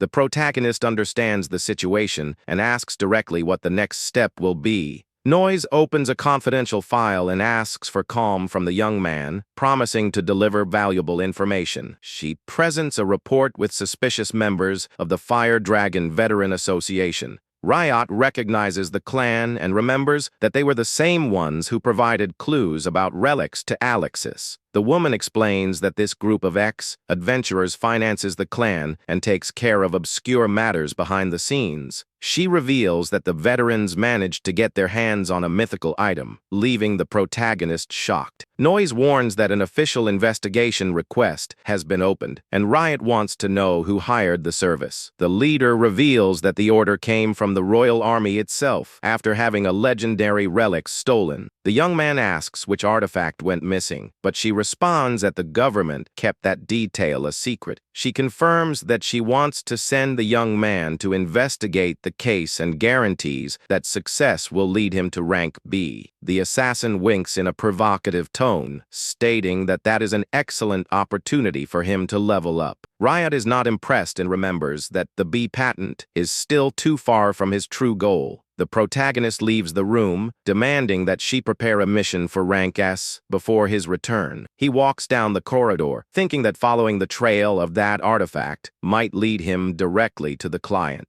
The young man clenches his fists, swearing to get revenge on the assassin and prevent his relics from causing more tragedies. Determined to find his target, he knows he cannot waste time hesitating in his journey. Meanwhile, the scene changes to the busy headquarters of the famous Fire Dragon clan. An adventurer slams her mug forcefully on the table, railing in anger about having been deceived. Vice leader Hyena complains furiously that the rank B dungeon they explored was actually rank S. Beside her, a warrior begins to laugh, finding amusement in his companion's stress. Adventurer Rex tries to calm the girl while drinking quietly from his beer mug. He highlights that thanks to her strength, the boss was defeated and everyone returned alive and with good profits. Another member of the group serves bread at the table and comments in an ironic tone that Rex is carefree to a fault. Dino reminds that without mercy, it was precisely that relaxed attitude that got Rex kicked out of an elite group. The warrior defends himself, shouting that he left on his own just to be able to team up with Hyena. Rex even retorts, saying that if he had known about her addiction to drink, he would never have accepted that partnership. The young woman gets even more irritated and slams the table, demanding attention to the true danger they are facing. Hyena pulls her colleague by the collar and states with conviction that the clan elders are trying to eliminate the reformists. She accuses the leadership of forging the dungeon level so that the team's death would look like a mere accident. Dino comments that he has been hearing rumors about a hooded subject entering and leaving the veteran association. The girl narrows her eyes, convinced that there is a very dangerous conspiracy happening in the shadows. Furious to the trap, Hyena declares firmly that they should attack first before being killed. Rex holds his companion, warning that starting a direct confrontation against the founders would be madness. Dino proposes calmly that the group needs to recruit new, powerful allies to have any chance.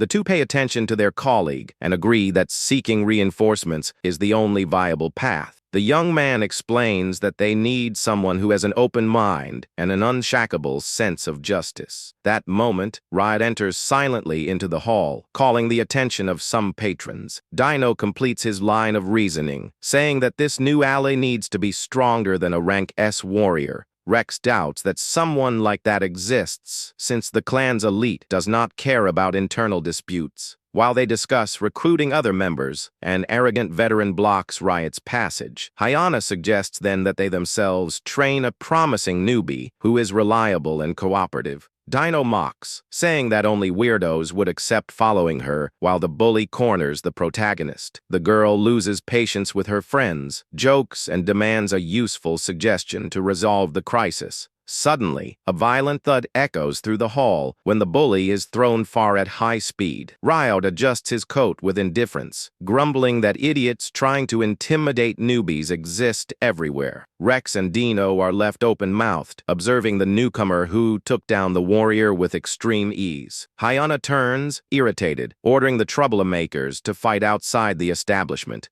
However, the girl widens her eyes in shock upon processing the scary speed of the strike she just saw. She realizes that she was observing the young man the whole time, but could not notice any movement in his attack. The swordsman is impressed by not having been able to react until the brute flew through the air. Upon seeing the unconscious enemy, she concludes that Ryot hit the vital points with surgical precision without killing him. Hyena gives an excited smile upon being absolutely sure that the newbie possesses at least the power of a rank S. Rex is left totally confused upon seeing his companion advance at a run without giving any explanation. The remaining henchmen try to intimidate the young man, demanding respect inside the clan hall. Ryot simply ignores the troublemakers with an indifferent and serene expression on his face. Suddenly, the vice leader appears in front of the young man, interrupting the discussion with enthusiasm. With a determined look, she asks if the outsider is interested in joining the guild. The protagonist observes her calmly, waiting for her to conclude her unexpected proposal. Hyena goes straight to the point and extends the invitation for him to enter her team immediately. The two face each other while the unusual proposal echoes through the establishment. The young man questions the offer, and the young woman confirms, saying she needs exactly someone with his strength. One of the subordinates tries to protest against the decision, but is ordered to shut up at the same moment. The redhead turns her attention back to the young man, waiting anxiously for a positive response. Ryot refuses the invitation politely, explaining that he has no interest in joining a fixed team. In his thoughts, he concludes that acting alone will facilitate his disappearance after finishing the investigation. The girl laments the response, but accepts the fact that he prefers to work on his own. She extends her hand, offering support in case the warrior needs any help in the future. The young woman then introduces herself officially as Hyana, the vice leader of the fire dragon. Ryot shakes her hand using his codename Ray and accepts maintaining contact with the group. The story recalls that the Fire Dragon clan was founded in the past by Meltson Hilt and Pilsner Hojak. The group achieved legendary fame 4 decades ago after the supposed defeat of the feared dragon Zarixel. Among all the members, the greatest highlight was Dunkel Slane, known as the Flaming Dragon Hunter. That same night, a luxurious carriage arrives silently at a mansion in the capital. Dunkel Slane, the influential leader of the Veteran Association, gets out of the vehicle with a serious posture. Armed men escort the noble's entrance, while the nocturnal movement continues quietly. From the top of the roof, Ryot observes Alexis's uncle, the only influential noble in the association. The protagonist remembers that the records pointed out that the clan's illegal funds passed through Dunkel.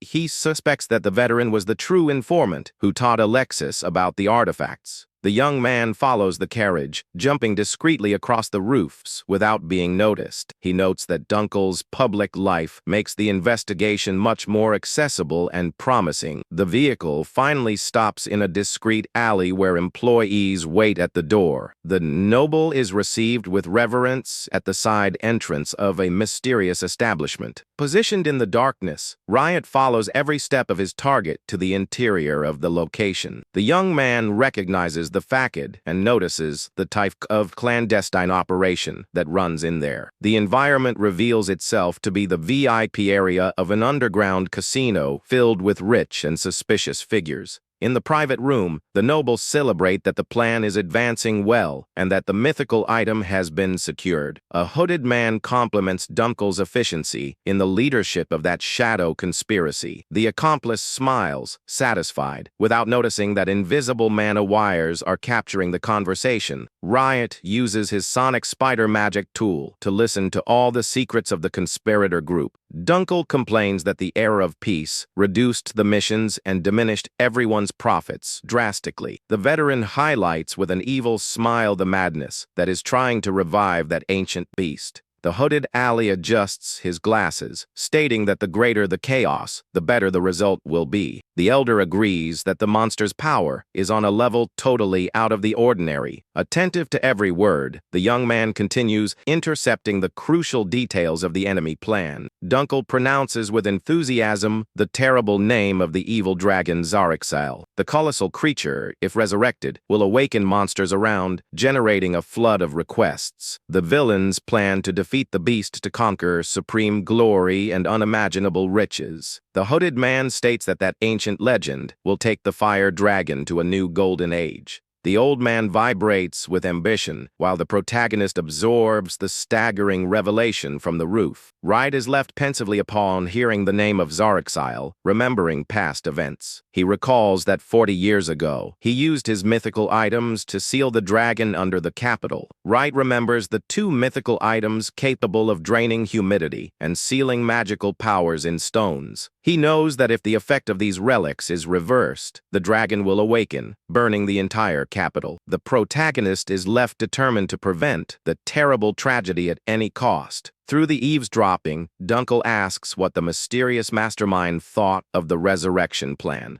The hooded man responds that the execution of the plan was left totally under his responsibility. Accomplice finds the environment strange and asks if the veteran is not feeling a presence in the location. He states that the detected energy is too weak to belong to an ordinary human being. With a quick blow, the hooded man destroys the magic web that was spying on the secret meeting. The shattered pieces of the tool fall to the floor, ending the audio transmission. The villain collects the fragments, suspecting the strange mechanical insect found. Outside, the protagonist realizes right away that his spy equipment has been located. Ryot notes the adversary's insight for having felt an occult magic that was so imperceptible. Without being able to use his long-distance tracking artifacts, he decides to change tactics. Under the moonlight, the young man stands up, determined to invade the establishment in person. The scene changes to the main hall of the clandestine casino, packed with bettors. Ryot walks through the location, trying to discover how they intend to tame the legendary dragon. Suddenly, a snap in his mind reveals a terrible possibility for that plan. He realizes that the villains intend to use the memory echo bell to control the beast.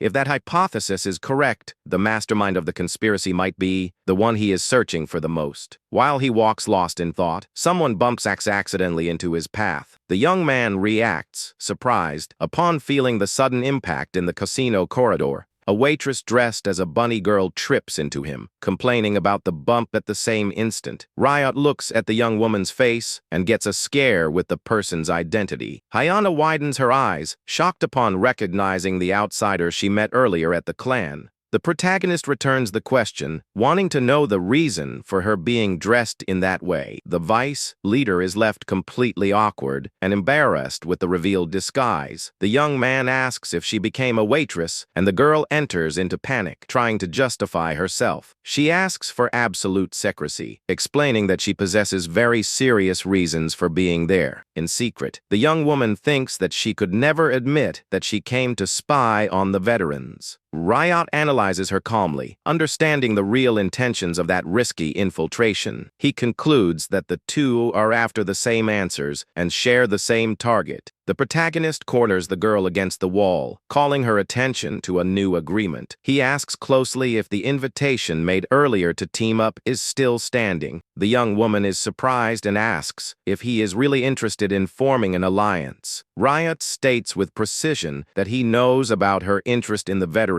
gathered in the secret room. He reveals that Dunkel is conspiring in the back and offers the information in exchange for help. Ayana is left open-mouthed, not understanding how that newbie knows so many hidden details. She decides to leave the doubts aside and accepts to cooperate to get proof against the traitor. The girl says that she still does not totally trust him, but knows that he does not seem like a bad man. She smiles with confidence, remembering that she does not hold the vice leader position by pure luck. Ryot smiles, satisfied for having saved the work of giving longer explanations. The young man goes straight to the point and asks for her to create a commotion in the hall to drive out the targets. The vice leader gives a mischievous smile, guaranteeing that she has the perfect plan for the confusion. The protagonist is left curious upon seeing the girl pulling an unusual item from her pocket. Hyana wields a magic communicator, ready to trigger a surprise intervention. Heavy and organized footsteps echo suddenly through the entrances of the clandestine casino. Armed officers invade the hall, shouting orders that no one moves from the spot. The nobles and bettors enter into absolute despair with the sudden arrival of the troops. The commander announces that the troop came to close the betting house and detain everyone present. The security forces surround the location, warning that any suspicious attitude will be punished. Ryot is surprised that Hyona involved the army, and she replies with a smile that she has important contacts among the nobility. The girl emphasizes that the military has surrounded the entire building and states that the targets have no escape routes. Ryot counters, telling her not to be so sure because traitors of this type always prepare an escape plan. Meanwhile, Dunkel, Slane, and Tyrio run through the underground sewers, trying to shake off the capital's forces. Tyrio complains in surprise that the army raided the casino and accuses his associate of being careless with security. Dunkel becomes deeply irritated, guaranteeing that he paid all the bribes and doesn't understand how the scheme was discovered. Tyrio suggests that they split up to reduce the risks and agrees to meet again at their usual hideout. The man in glasses continues alone through the tunnels, finding it very suspicious that such a sudden attack happened today. He remembers the strange presence near the mechanical spider and concludes someone was eavesdropping on their conversation. With that, he pushes a secret passageway and steps discreetly into a dark alley in the middle of the city. Tyrio suspects his secrets have been leaked to third parties and decides to act before everything goes public. He quickens his pace, knowing he cannot waste time if he wants to put his plan into action. Suddenly, a lit torch cuts through the darkness, flying straight toward him. Tyrio notices the flash of flames at the last second and goes on high alert. He dodges the fire, surprised to notice that someone was already waiting for him out there.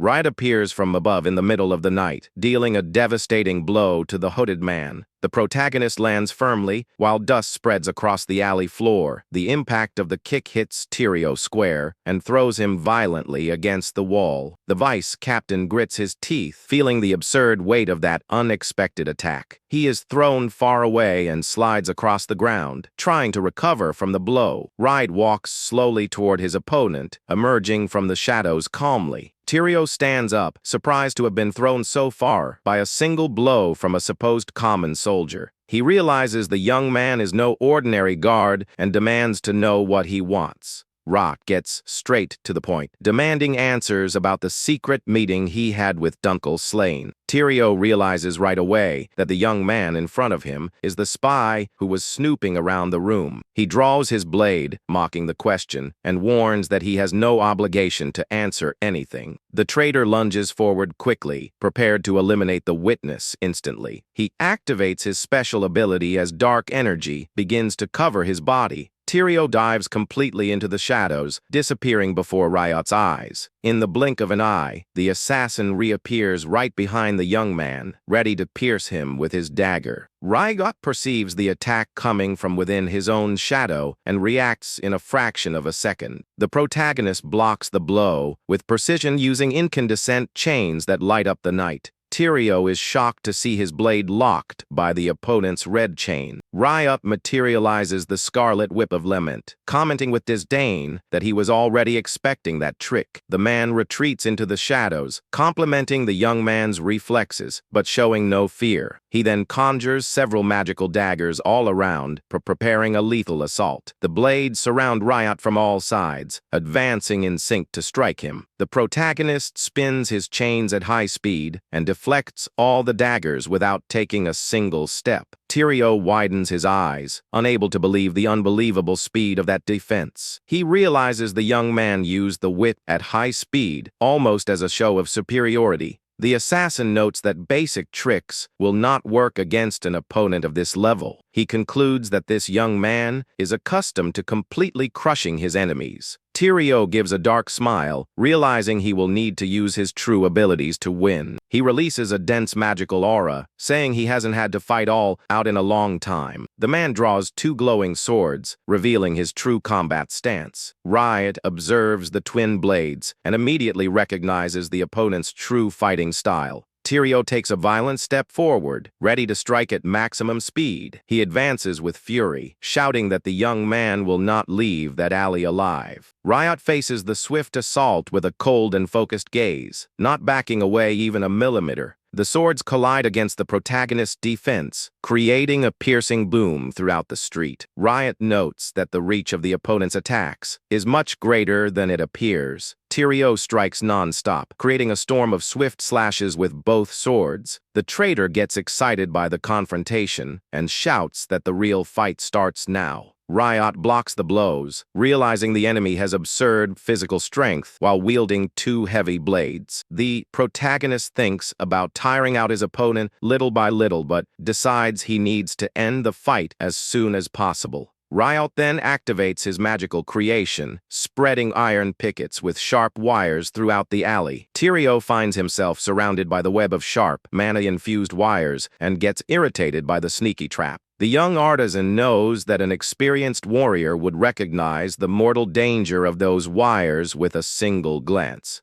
Predicting that his rival will use the shadows to close the distance, Ryot prepares the perfect counterattack. The assassin emerges from the shadows, right the young man, but ends up falling into the trap that was already waiting for him there. Tyrio goes into shock upon getting caught in the invisible wires, not understanding how his movements were read. Ryot smiles coldly, commenting that his opponent made the mistake of relying too much on his own abilities. The trapped man grits his teeth, saying the young man is celebrating victory too soon. With that, Tyrio pulls out the mystical bell, promising to turn the young man into his own obedient puppet. Rod is paralyzed by the sight of that bell, immediately recognizing the legendary artifact. The sound of the chime echoes, bringing dark memories of the past to the surface. The image of the bell, echoes of memory, awakens the memory of the tragic incident involving his grandson in the protagonist's mind. Instead of despair, Ryot begins to laugh, leaving the traitor completely speechless. The young man explains, satisfied, that he investigated every lead on mythical items precisely to reach this point. An immense fury takes hold of him upon realizing he has finally found the trail of the client. Ryot smiles intensely, knowing that his entire obsessive search for revenge has finally paid off. The certainty of being on the trail of his grandson's killer makes his blood boil with determination.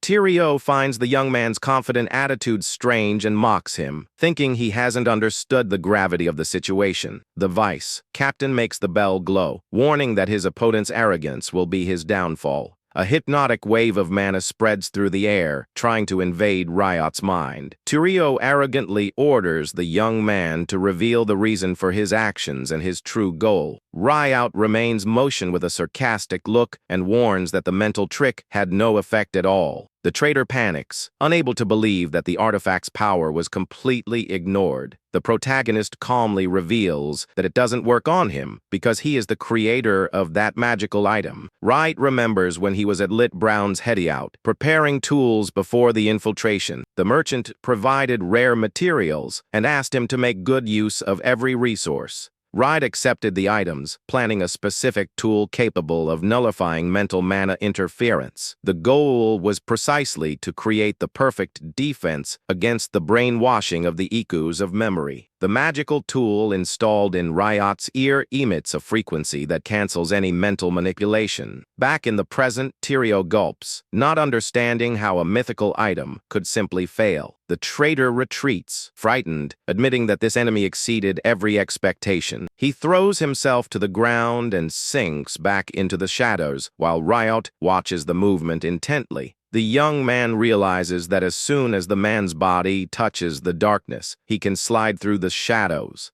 Tyrio's voice echoes through the air, complimenting his rival's strength and promising to change tactics. The assassin reappears wielding his sword with a wicked smile, ready to play dirty. A powerful blow cuts through the wall of a nearby house, opening a hole in the structure. An innocent resident falls to the ground, terrified by the sudden invasion of her home. Ryot is shocked to see the civilian and realizes the opponent's cruel intentions right away. Tyrio shakes the bell again, announcing the start of his puppet show with a sneer. Several hypnotized residents appear with glowing red eyes under the artifact's control. The villain orders his new little soldiers to advance with knives to immobilize the young man at any cost. Ryot retreats with agility, so as not to hurt the innocent citizens who are advancing uncontrollably. The protagonist dodges carefully, lamenting that villains always end up involving innocent people in their fights. Tyrio takes advantage of the hero's hesitation and provokes him, asking if he hates seeing others suffer. The assassin smiles sadistically, wanting to know how Ryot will act knowing that his actions hurt innocents.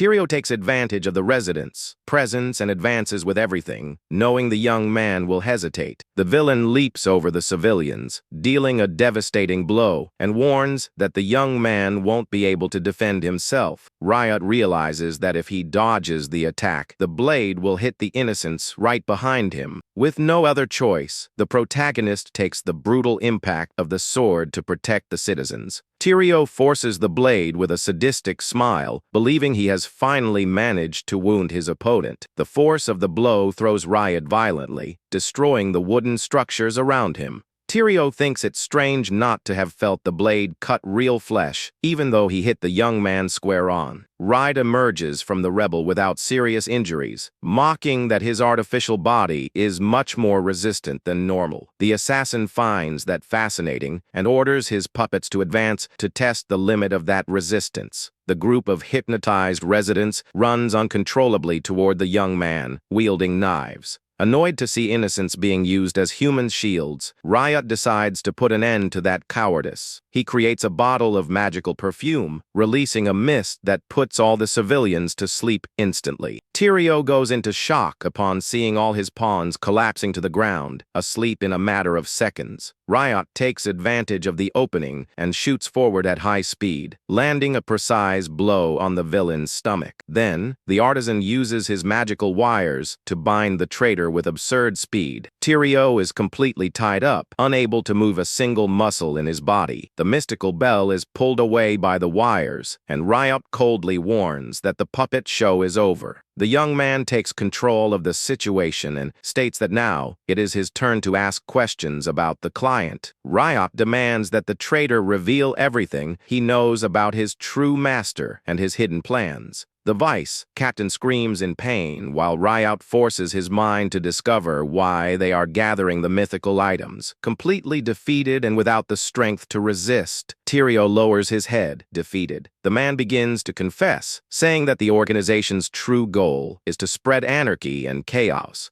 He reveals that they intend to use the power of the mythical items to start a new war across the continent. Ryot is outraged to discover that reviving the dragon's exile is just a small part of a much larger plan. Tyrio confesses that they use the money to manipulate the Fire Dragon clan and hide any trace of the plan. The young man asks if they were responsible for the theft of the relic guarded by the royal army. The traitor confirms without beating around the bush that they really did steal the gourd of magical calling. He reveals with a sneer that the sacred artifact has already been positioned directly at the site of the ancient seal. The item is already emanating magical power over the ancestral prison where the creature rests. Tyrio warns that a single signal is enough for the beast's resurrection ritual to be completed. Ryot remembers that in the past, he used 2 mystical gourds to simultaneously seal the dragon's mana and body. He despairs upon realizing that if even one seal is broken, the beast will be reborn unstable and furious. The villain smiles, confirming with malice that the incomplete dragon will go on an uncontrolled rampage. Ryot is revolted by such cruelty, but Tyrio states that everything serves to glorify the master's arrival. The fanatic laughs, saying he doesn't care if the entire capital is destroyed by the monster. The protagonist faces that lunatic with contempt, unable to believe such insanity. Meanwhile, the darkness of the night silently covers the rooftops of the capital. Dunkel Slane runs through the dark streets, thinking he had managed to escape the casino unnoticed. However, Han appears in the middle of the path with sword in hand, blocking her uncle's passage. The vice leader says she discovered all his schemes and orders him to surrender peacefully.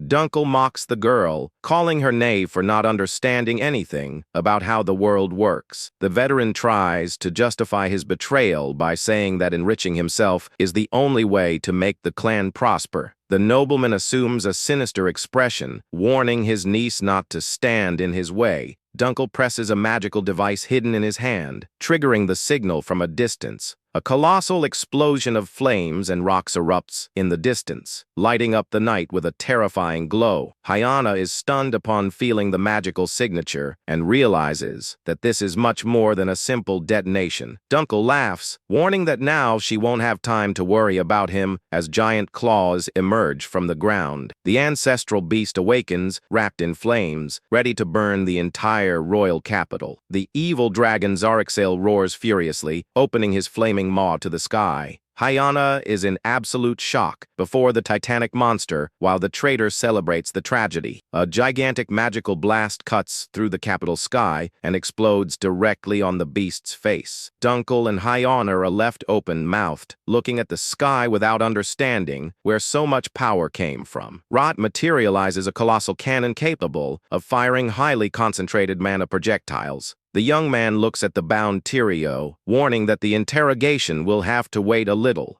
Protagonist decides that the priority now is to take down that dragon before the city is destroyed. The monster roars furiously, spreading fire everywhere with its uncontrolled rage. Ryot watches the titanic creature destroying the capital's rooftops without showing any fear. The young man maintains total focus, carefully analyzing the behavior of that incomplete beast. A torrent of magma and mana overflows uncontrollably through the monster's body. Ryot realizes that the beast can barely maintain its own form, and that is why it is leaking magical energy. Hyana runs to him, relieved, and the young man asks immediately what happened to Dunkel Slain. The girl tells him proudly that she beat up the traitor and tied him up very tightly in a warehouse. Then, she praises the devastating shot, impressed, asking if it was really him who fired it. Ryot explains that he tried to blow up the dragon's head with a compressed mana projectile. He notes that the large amount of mana leaking ended up creating an invisible protective barrier. This natural shield was responsible for softening the damage of his powerful shot. Hyana is stunned by the monster's resistance and warns that a new assault is coming. The dragon opens its maw, concentrating a huge fireball to sweep the streets. The creature fires a colossal flaming blast, sweeping everything it sees in its path. The breath of flames hits the capital streets, causing a devastating explosion of heat. Ryot pulls Hyana by reflex, managing to escape the wave of destruction in the last instant. The Vice leader is terrified by the level of destruction caused by a single attack from the beast. The girl can barely believe in the flaming crater opened right in the middle of the city. Ryot grabs his companion and shouts for her not to stand still in the middle of that chaos. The creature's giant tail crushes nearby buildings, throwing tons of rubble. The protagonist jumps, carrying Hyana, and asks her to keep her attention on the fight. He lands and warns that a single mistake in that confrontation will mean the death of both of them. The population goes into absolute despair, trying to escape from the creature that advances without mercy. Pieces of buildings collapse at high speed, threatening to crush the fleeing residents. From a distant balcony, an imposing figure watches in silence the massacre that takes over the capital. The mysterious warrior watches the destruction without moving a single muscle to help the city. Meanwhile, the citizens run screaming, trying to escape from the flames that swallow the streets. Hyana looks back in despair upon seeing the suffering of so many innocent people. She is revolted by the night's delay, but Ryot reminds her that an army takes time to mobilize.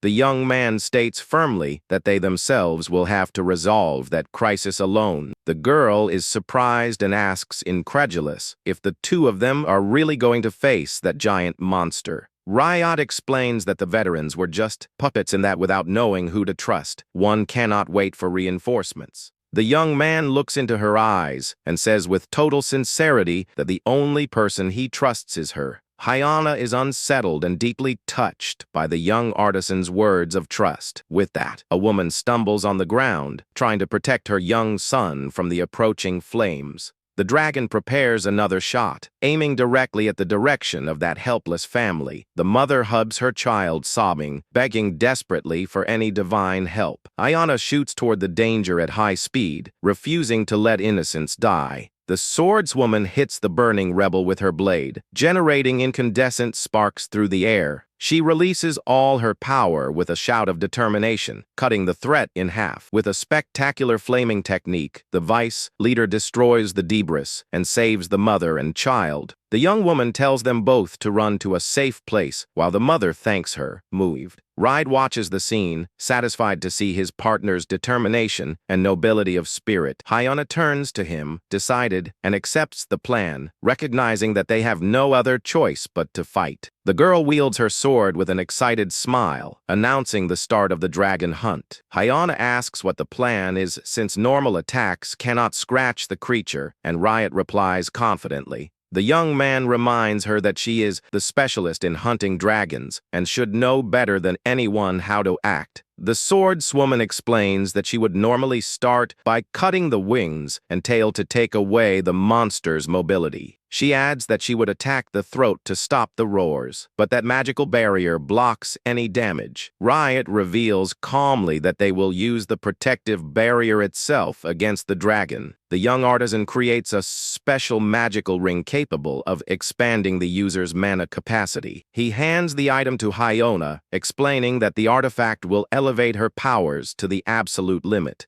The young man asks the vice leader to act as bait, drawing the monster's attention until he finishes the preparations. The beast continues its destructive advance, spitting fire and devastating entire blocks of the capital. Haiwana leaps, wielding her sword, and activates her fencing technique enhanced by the ring's energy. The girl executes a brilliant dance of flames, successfully attracting the creature's gaze to herself. She is dazzled to realize that her blows are much stronger without spending almost any of her magical reserve. The swordswoman praises the tool's efficiency, but knows she cannot stall for too long with the city in flames. The monster turns suddenly in her direction, opening its modifier a blast of fire at point-blank range. Hyana despairs upon seeing the wave of flames coming straight at her face, with no time to dodge. She raises her blade by reflex, trying to block the devastating impact of that direct attack. A colossal explosion of flames swallows the location, while the girl protects herself as best she can in the middle of the smoke. The dragon narrows its eyes, noticing a silhouette moving at high speed over the smoke. Ryot appears in the air, cutting through the sky, covered by an immense aura of shimmering mana. The young man leaps very high over the beast, while Hyona watches open, mouthed from the ground. The swordswoman remembers the plan to use the barrier and wonders what the young man really intends to do. She tries to understand how someone would be able to move a beast of that size only with physical strength. Ryot had warned earlier that he would throw the drang far away along with its own barrier. The artisan realized that although they don't cause direct damage, the attacks still manage to transmit physical impact. He concluded that the creature's magical force field is not capable of absorbing the kinetic energy of the blows. Ayana realizes the truth but doubts that it is possible to displace such a colossal monster that way. The girl is in doubt if there is enough force in the world to throw a titanic creature. The dragon notices the approach and begins to fire several consecutive fire spheres in the direction of the young man. Ryot dodges the fireballs in the air with extreme agility, advancing without hesitation against the target. The protagonist positions himself above the monster, preparing an impact attack with his magical cannon. He compares the dragon to a bird trapped in a cage, saying that if the bird doesn't leave, one just needs to move the whole cage. The creature tries to crush him with its giant claws, but the young man passes right through the blow. The claw's impact shatters the ground, while Ryot already positions himself at the monster's blind spot. The young man channels all his magical energy, concentrating an absurd force to strike the barrier. Ryot shouts with determination, dealing a devastating kinetic blow against the dragon's protection. The colossal impact hits the barrier square on, creating a shockwave that makes the entire city tremble. The force of the blow throws the giant dragon straight into the stratosphere, as if it were a rocket.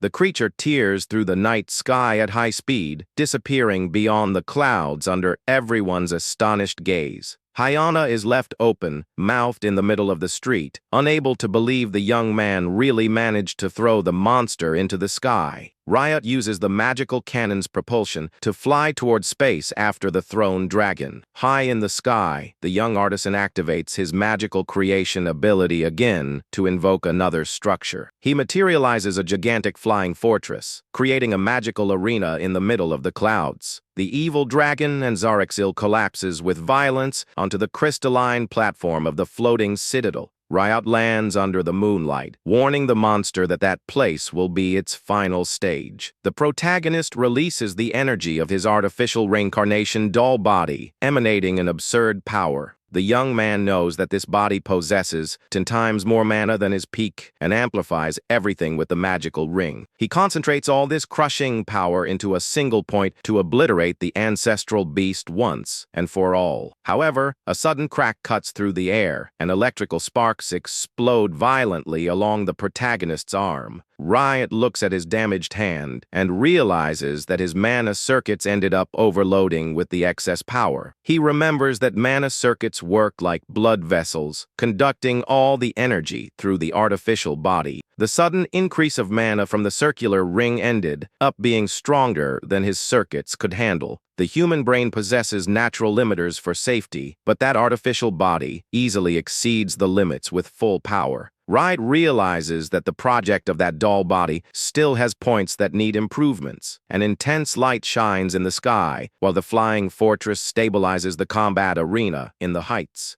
Hyuna observes the colossal magical structure, impressed by the immensity of the power demonstrated by the young man. Ryot appears before Hyuna, and the girl is relieved to see that he is still alive after that blow. Upon noticing the young man's completely burned arm, he just replies calmly that it was only a slight recoil. Hyuna insists that she needs his intelligence and his blade by her side to face the dragon. She asks if they are really going to fight in the floating fortress, and the young man confirms the assault. Ryot declares firmly that their mission there is to defeat the terrible, evil dragon Zaraksil. The colossal beast roars with fury, releasing intense flames while it prepares to attack. The two advance together toward the monster, starting the decisive combat in the skies. During the advance, she asks if he is excited, and Ryot counters, saying she is just stunned by the launch. Zaraksil fires a violent rain of fire projectiles against the two combatants. Hyuna panics with the ferocity of the blows, but Ryot simply tells her to dodge everything. The warrior wonders how they will manage to defeat a creature so absurdly powerful. Ryot asks for calm, explaining that the beast's body is common and that the only real problem is the mana barrier. Upon understanding the monster's anatomy, Hyuna concludes that the ideal moment to attack is during the roar. Dragons concentrate all energy in the throat's fire sac whenever they prepare a destructive roar. They know that the accumulation of energy at that specific point alters the monster's defensive flow. When the dragon concentrates its power in the throat, the magical barrier around the body becomes weakened. Knowing that the flow is unstable, Ryot guarantees he will use a magical item to locate the breach in the defense. Aono accepts the plan but questions how he intends to break the defense having a destroyed arm. The young man surprises his partner by stating that he will not be the one to deal the blow to break the barrier. The beast attacks the scenery with violence, destroying blocks of stone around them. Hyuna dodges the impact, protesting that she doesn't have the same destructive power that the young man possesses. Ryot walks with tranquility, guaranteeing that the young warrior is perfectly capable of destroying the shield. He looks into her eyes with confidence, revealing that she has a trump card kept hidden. The protagonist reminds her that she possesses a secret blow too dangerous to have been used inside the city. The dragon strikes with devastating force while Hyuna moves quickly along the edge of the arena. Hyuna realizes that he investigated her abilities, but says that her power doesn't compare to his. Ryot warns that the circular ring will extract all her hidden power and that of her demonic sword. She smiles, wielding her flaming blade, and becomes even more curious about the young man's true identity. Ryot just ironizes, saying he is a novice adventurer who understands a little more than he should about magical items. Leaving the conversation aside, the two turn together to start the definitive confrontation against Zaraksil. The infuriated dragon opens its maw, releasing incandescent flames and concentrating all its mana. A terrible explosion of stunning fire consumes the arena with overwhelming power. Ryot jumps through the air, creating a magical circle to dodge the deadly heat of the flames. In the middle of the chaos, he shouts, calling for his partner to execute the combined attack plan. Hyuna firms her feet on the ground, answering in a loud voice that she already knows exactly what she needs to do. She runs to distract the monster, grumbling that the young man loves making others work until exhaustion. The monster turns its furious attention directly to the young warrior who approaches swiftly. Hyuna channels her mana into her legs, activating a flame movement technique. The young woman shoots forward at high speed, leaving an incandescent trail through the battlefield. She leaps with impressive agility, advancing directly against the creature's head. The warrior deals a precise flaming cut, attracting all the dragon's hatred and attention. The dragon prepares a fierce counterattack, and Hyuna shouts for Ryot's codename, demanding his immediate action. The protagonist extends his hand, concentrating his magical energy to conjure his tracking item. Ryot materializes the detection sonar, emitting a magical wave that reveals the monster's mana flow with clarity. Upon trusting her life to her partner, Ryot remembers his old battle companions and feels that they are by his side. Ryot concentrates, determined to honor the trust that Hyona placed in him. The monster's eyes shine in fury while the heat around increases. The beast opens its jaw, roaring loudly and channeling a torrent of flaming energy. Hyona goes into despair upon seeing the size of that attack coming straight in his direction. A crushing explosion hits the arena, scattering incandescent debris everywhere. The detection device floats in the air, scanning the energy waves emitted by the creature. Ryot walks serenely through the fire, focused on tracking the magical flow. He raises his hand, ordering the artifact to reveal the weak point in the dragon's defense. The sonar screen maps the monster's body and highlights a perfect breach in its barrier. The evil dragon roars with violence, concentrating almost all its mana in its throat. Hyona instantly locates the weakened point in the creature's magical barrier. The warrior sets her demonic sword on fire, preparing the attack with full force. A colossal column of golden fire appears in the arena, lighting up the entire night sky. Witnesses watch, astonished, the awakening of Hyona's legendary secret technique. With her body wrapped in flames, she channels the supreme art that consecrated her as a dragon hunter. Hyona deals the flame bird blow, descending in a devastating dive. The impact hits the breach with precision, shattering the monster's entire magical barrier. Hyona lands, exhausted, celebrating for finally having broken the beast's shield. The dragon still tries to react, firing a desperate beam of energy through the air. The girl is scared upon seeing that the creature still has strength to attack. Ryot intervenes instantly, blocking the beast's counterattack. He positions himself beside her, confirming that the annoying barrier was totally destroyed. A colossal magical sword begins to form in the skies, surrounded by gales. The protagonist warns that now it is their turn to finish the battle. Ryot activates his magical creation ability to invoke a weapon of legendary scale. He materializes the holy sword Excalibur in gigantic size over the beast. The dragon raises its head, terrified before the immense divine blade that descends from the skies. The two watch coldly the monster with no chance to escape. The beast tries to fire its flames to stop the colossal sword's descent. Hyona is impressed by the persistent roar, while Ryot maintains absolute control of the weapon. The tip of the holy blade tears through the clouds, descending relentlessly toward the target. The monster's breath of fire collides with the sword, but is unable to slow its advance. The luminous energy cuts the fire in half, opening a path directly to the creature.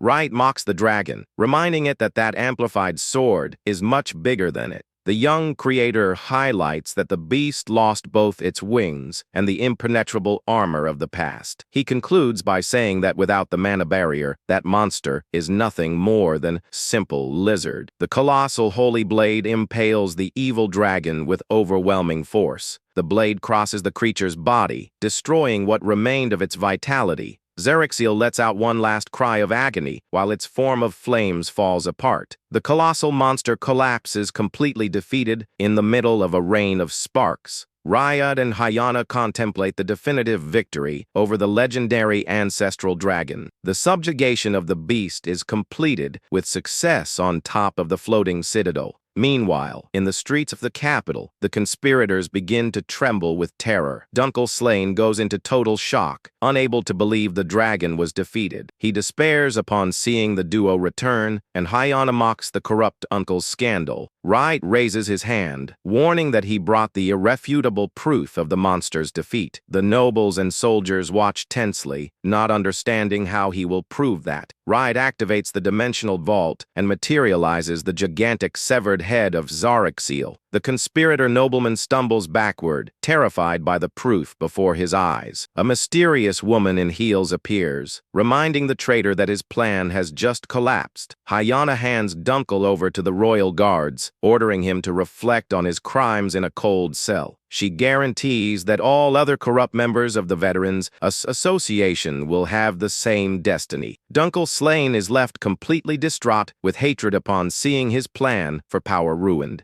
The conspirator screams, infuriated, while the royal soldiers drag him by force through the location. Even being arrested, the nobleman continues railing, and Hyana laments seeing he learned nothing. Ryot watches the scene, commenting that people like that always justify their acts without ever repenting. Hyana thanks Ryot, recognizing that resolving the clan's mess was her duty, but that his help was essential. The young man returns the compliment, reminding her that he never would have managed to break the dragon's barrier without her immense firepower. The young huntress looks at her hand, highlighting that she only had enough strength thanks to the ring he lent her. Ryot collects the magical ring back, observing how fascinating magical items are. He ponders to himself, remembering that the true strength of an item depends always on who is using it. The protagonist reflects that the immense power of these tools is dangerous because it facilitates devastating abuses. The two observe the city's destruction, frightened by the dimension of the damage caused in a single night.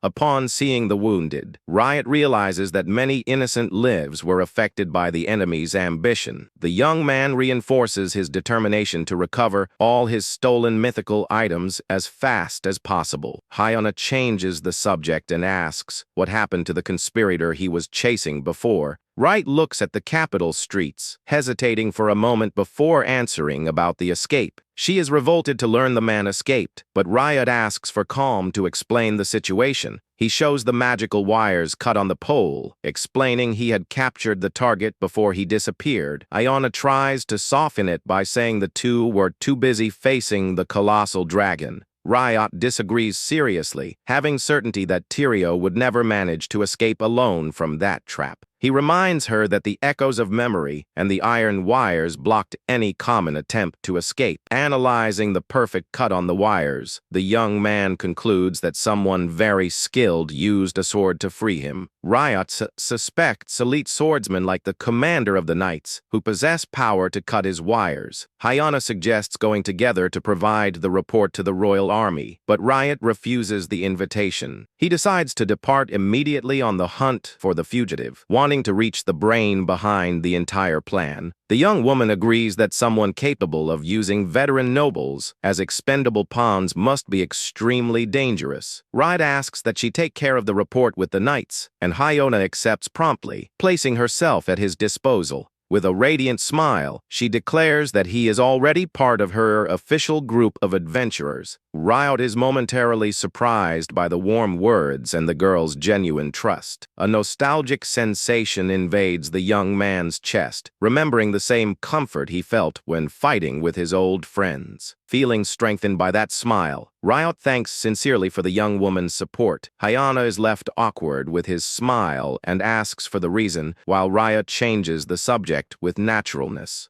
The two say goodbye under the clarity of the dawn that begins to appear on the capital's horizon. Later, in Lit's underground workshop, the old merchant comments on the great spectacle set up by Ryot. Lit serves tea, emphasizing that flashy display was the only way to save the capital. He warns that invoking the floating citadel was an exaggeration that will make the old companions recognize his technique. The merchant warns that if they spread that Ryot Burger is alive, this will bring great problems to his plans. Lit reminds that the mysterious client knew Ryot at his peak in the past and knows how dangerous he really is. Ryot replies coldly that enemies capable of such destruction do not give them the luxury of acting with slowness. The young man states that if the enemy discovers his identity and comes personally after him, it will be even better. He intends to use this very search as a perfect opportunity to set up a mortal ambush against the villain. Lit questions if it will be so easy, since Ryot had already been defeated by him in the past when he was elderly. The friend points to Ryot's carbonized arm, warning that he isn't even in perfect condition. Ryot examines the damaged limb and smiles, announcing that he will not just fix it, but improve it completely. Lit is amazed, remembering that artificial body is already made with legendary materials and almost impossible to surpass. The protagonist smiles confidently, revealing that he has just managed to obtain the ideal raw material for this evolution. He materializes the colossal magical remains, obtained directly from the carcass of the defeated dragon. Ryot plans to use the essence of Xaraxel, the most powerful creature of all, to rebuild his artificial arm. In another corner, a mysterious letter sealed with red wax is handed over personally to start a new move. The hands over a letter of recommendation, guaranteeing that Ryot will not have problems getting the magical stone at the indicated store. When the young man prepares to leave, the merchant calls him by name at the workshop door. Lit demonstrates concern and asks sincerely for the old companion to take care in the city. Ryot just returns with a light, confident smile before continuing on his way. He knows that Xaraxel's carcass is the most perfect material that exists to improve his artificial arm. However, to extract the dragon's maximum potential, the protagonist needs a compatible magical stone. Following his friend's indication, Ryot arrives at the specialized establishment but finds a great commotion.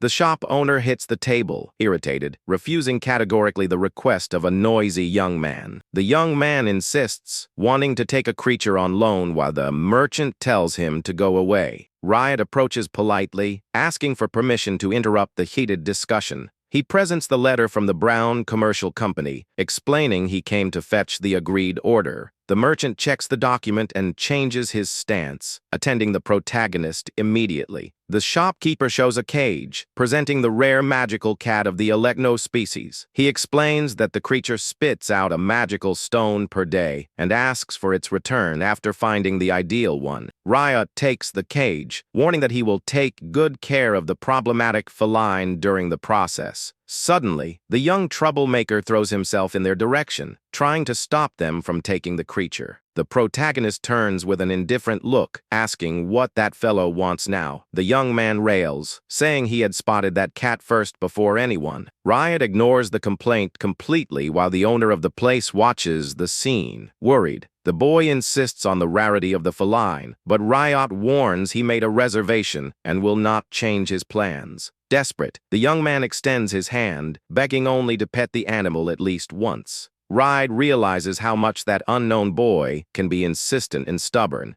In a blink of an eye, a flash appears in Ryot's hand, revealing the cage was emptied. The strange young man hugs the magical cat, all enchanted by the softness of its fur. Ryot is impressed with the speed of the boy, noting that he is not a common adventurer. The little cat is deeply irritated upon being crushed in that tight hug. The magical creature discharges a violent wave of electricity, electrocuting the young man without mercy. Taking advantage of the opening, the cat jumps with agility and flees in a dash out of the store. Ryot and the fallen boy watch, astonished, the feline fleeing through the busy streets. The merchant appears behind them, emanating a frightening presence full of fury. He threatens to collect a millionaire indemnity from both if the rare creature escapes for good. With no choice, the duo goes out running through the commercial district to capture the little fugitive. Ryot shoots forward at high speed, jumping through the alleys and rooftops of the city. The young man spots the animal jumping between the rooftops and warns the exact direction of the escape. The young adventurer launches himself into the air with arms open, trying to grab the little pet. The cat deals a precise blow to the boy's face, knocking him down in the same instant. The boy crashes into the ground in a cloud of dust while the feline lands calmly. Ryot asks if he is okay, and the young man responds, dazed, from the middle of the rebel. The cat laughs with disdain on top of the structure, mocking the humans who try to catch it. Ryot explains that the natural habitat of that species are cliffs. That's why its jump is extraordinary. The feline takes momentum again, preparing another acrobatic jump in the air. The young man tries to intercept the movement, jumping one more time to capture it. Ryot follows the action with his eyes, impressed with the beasts of normal speed. The cat fires another powerful electrical discharge in the air, frying the young man again. Analyzing the defense pattern, Ryot understands that the creature reacts with lightning whenever it feels threatened. The boy asks how to capture that, and Ryot reveals that the animal is oriented by mana waves and not by vision. The protagonist deduces that overloading the feline with excess mana will leave the creature totally dazed. Ryot uses his magical creation to materialize a wave nullifier, changing its original function. The boy asks about the artifact, and Ryot explains that the item usually disperses adversary mana. The young man inverts the item's circuit, focusing the radius of action to fire a concentrated wave of mana. Ryot fires the inverted mana wave, hitting squarely the perception of the little feline. The cat is left completely dazed and dizzy with the sudden excess of magical energy. The young adventurer celebrates upon seeing that Ryot's tactic worked with extreme perfection. He approaches with care and manages to hold the helpless little pet in his arms. The young man opens a wide smile, all satisfied for having rescued the rare magical animal. Ryot observes the boy's happiness with a calm and friendly expression on his face.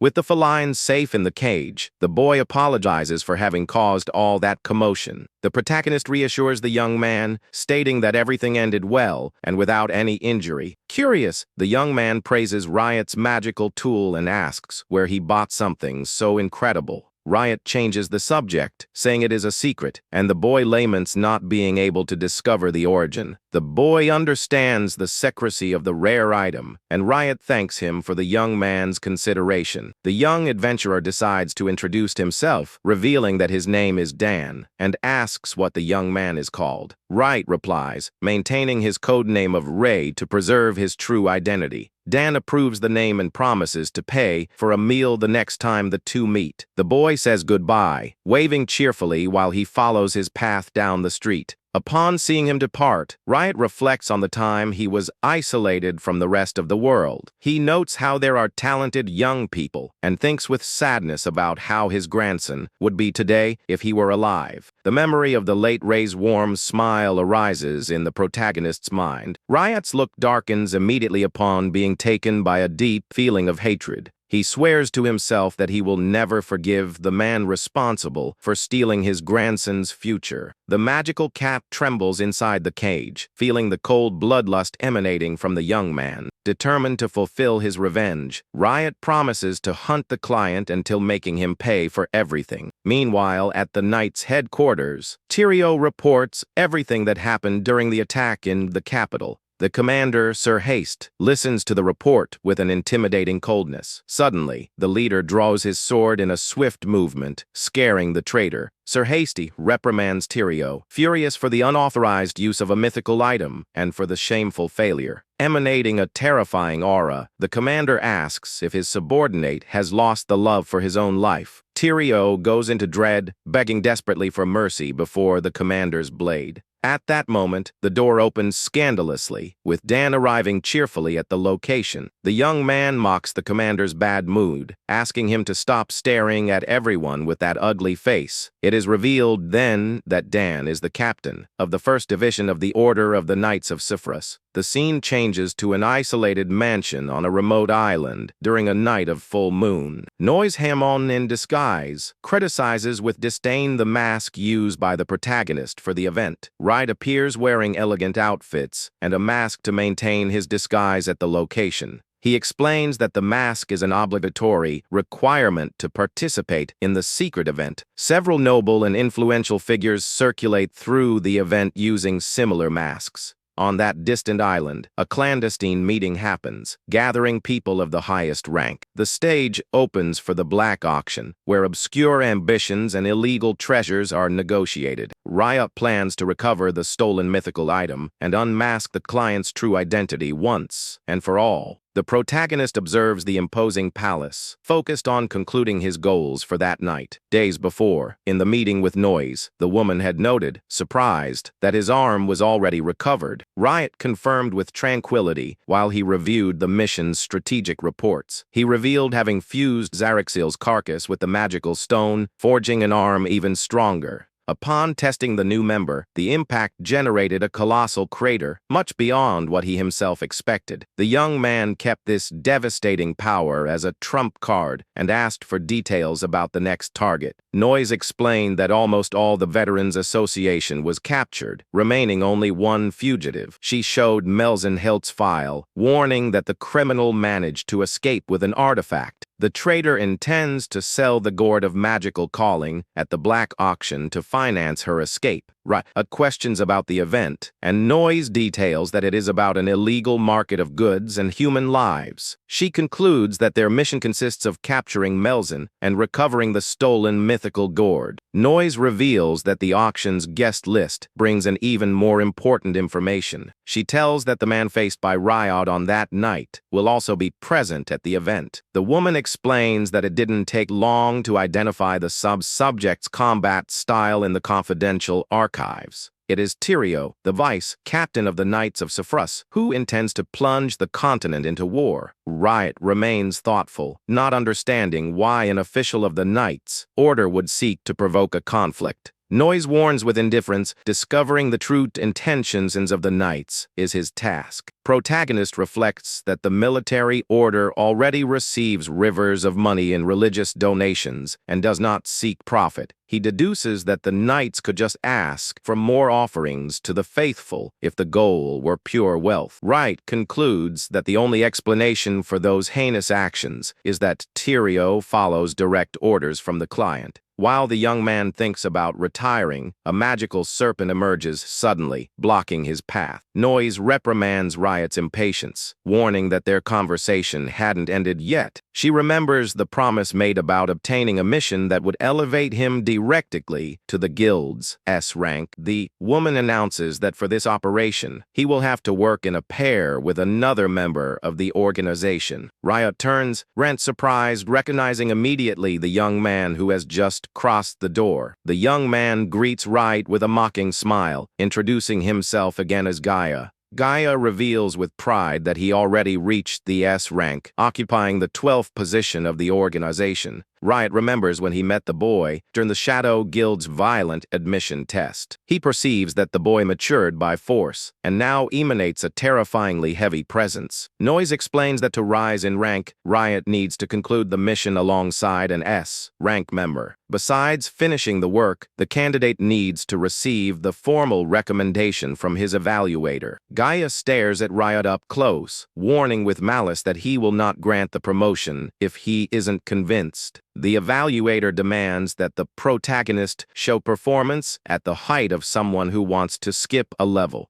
The boy warns, laughing, that he will not hesitate to kill his partner in case he becomes a burden during the mission. He ends the provocation, winking with disdain, and telling the young man not to worry needlessly. Ryot ponders that having a vigilante limits his steps, but sees this as a great opportunity. The protagonist decides to take advantage of the situation to the maximum to reach his own goals. Back in the present, the interior of the auction theater is packed with masked figures of high society. Masked guards watch intently the most luxurious boxes of that imposing enclosure. Ryot observes the superior movement, noting that the main targets occupy the most noble seats. Gaia alerts that even members of royalty are present and that the local security is impenetrable. The young man suggests, in a relaxed way, killing everyone at once to resolve the problem. Ryot discards the idea, remembering that causing a massacre on an isolated island would ruin the mission. The immense property remains surrounded by dark waters under the cold moonlight. The protagonist explains that as soon as they recover the mythical gourd, the events will unfold by themselves. The stage lights turn on, and the presenter welcomes the selected public of the night. He announces that he will bring a selection of very rare treasures gathered from all corners of the continent. The auctioneer gestures, excited, giving official start to the dispute for the first lot of the event. A young elf from the great forest of Lux is brought chained to the stage to be auctioned. The audience reacts with euphoria while Gaia observes that repugnant commerce with total disdain. The auctioneer opens the initial bids, and the guests begin to dispute the purchase of the captive. The bidding plates rise quickly with higher and higher offers in the main hall. The masked buyers dispute the possession of the elf without showing any type of scruple. Gaia grits his teeth in disgust upon seeing the unmeasured greed of those influential nobles. The young man comments with revolt how repulsive he finds the behavior of those adults. Ryot agrees coldly while he keeps his attention turned to the events unfolding. The auctioneer announces the main attraction of the night, created by the legendary artisan Ryot. A focus of light illuminates the gourd of magical calling, presenting the coveted mythical item. The presenter exalts the artifact, remembering that it was this same power that sealed the terrible dragon Zarixel. The opening value is fixed at 50 million, and the bids skyrocket wildly through the hall. Seeing the item appear on stage, Gaia yawns and asks Ryot what their plan of action will be. While the bids rise without stopping, Ryot smiles from under his mask, deciding to enter the dispute by the rules of the game. The protagonist raises his bidding plate, offering the impressive sum of 100 million coins. The auctioneer is excited with the jump in value, exalting the extreme rarity of a legendary mythical item. Gaia thinks the offer of 100 million will guarantee the immediate victory of the lot. However, Ryot keeps his gaze fixed on the superior box, knowing that the true rival will still manifest himself. A hand in the VIP box raises a plate, covering the offer to 150 million. Ryot raises his head, facing directly the hooded figure in the noble's box. The young man perceives with satisfaction that the trader bit the bait exactly as he had planned. The presenter is euphoric, declaring that extraordinary dispute has already entered the history of the auction. The conspirator in the superior box waits tensely to guarantee the possession of the mystical artifact. The auctioneer asks the audience if someone in the hall has the courage to cover the astronomical offer. The other masked buyers hesitate, intimidated by the absurd value reached in the dispute. Without new manifestations, the man on stage raises the hammer to seal the final knockdown. When the hammer is about to strike, a new voice cuts through the hall, offering 300 million. Everyone in the enclosure goes into shock upon seeing Ryot raise his plate, doubling the value all at once. The auctioneer goes crazy, shouting to the entire auditorium the confirmation of that unbelievable bid. Ryot smiles defiant, challenging his enemy to bet everything he has against his own destiny. A massive glow appears in the sky, announcing the arrival of devastating magic. Ryot activates his magical tool creation, materializing the giant sacred sword, Excalibur. The terrifying dragon roars fiercely, gathering all its power to unleash a deadly attack. Ryot and Hyuna watch the creature without showing any sign of hesitation. The monster releases a massive blast of fire at the two of them. Hyuna is stunned to see that the beast can still fire a breath of that size. The giant blade slices through the clouds as it descends toward the monster. The magical sword crashes directly into the dragon's torrent of flames. Ryot commands the attack with his hands to end the confrontation. Excalibur splits the fire breath in half without any difficulty. Ryot remarks that with magical amplification, this sacred sword is larger than the dragon itself. He taunts the monster, stating that neither its tough skin nor its wings will save it now. Ryot says that without its magical barrier, that creature is nothing more than a simple lizard. The massive blade strikes the monster head on with a devastating impact. The creature is crushed by the colossal force of the sacred strike. The dragon screams in pain as its body is completely destroyed by the slash.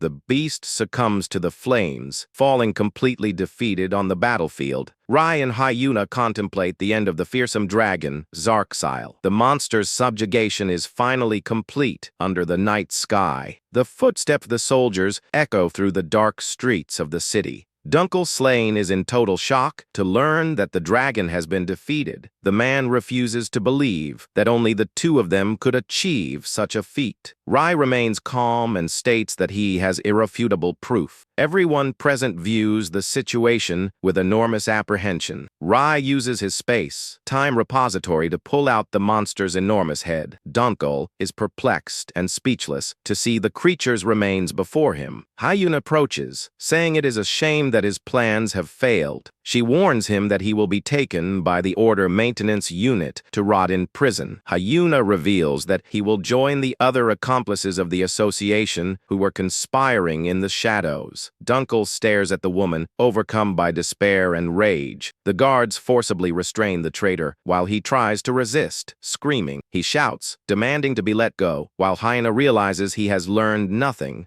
Rai just watches, commenting that villains always try to justify their own mistakes. Hyuna thanks Rai for his cooperation in fixing the mistake made by her clan. Rai returns the thanks, highlighting that her immense firepower was essential. She looks at the ring, remembering that success was only possible thanks to the magical item he gave her. Rai retrieves the jewel, acknowledging the incredible power of that artifact. He reflects that no matter how incredible a magical tool may be, everything depends on who uses it. Rai ponders the constant danger of these weapons, falling into the wrong hands. Hyuna laments as she sees the trail of destruction left in the city in just one night. Rai observes the wounded victims, knowing more blood would have been shed if nothing had been done. The protagonist knows he must recover the mythical item as soon as possible to avoid further tragedies. Hyuna suddenly asks what happened to the man he was chasing earlier. A silence hangs between them as they walk through the village streets. She is startled and screams in disbelief to learn that the fugitive managed to escape. Rai explains that he had captured the suspect, but he disappeared mysteriously. Hyuna tries to reassure him, saying they were too busy facing the dragon. Rai suspects that the prisoner could never have escaped completely on his own. He recalls that the enemy's abilities were sealed and the magical threads were too strong. Rai analyzes the cuts on the threads and concludes that someone used a sword to free the prisoner. Rai reflects that very few people in the world would have enough skill to cut those threads. Hyuna suggests notifying the royal army about the dragon's fall, but the young man refuses the proposal. Rai decides to hunt the fugitive personally to reach the mastermind before more deaths occur. Hyuna agrees and concludes that the mentor behind this entire conspiracy must be someone very powerful.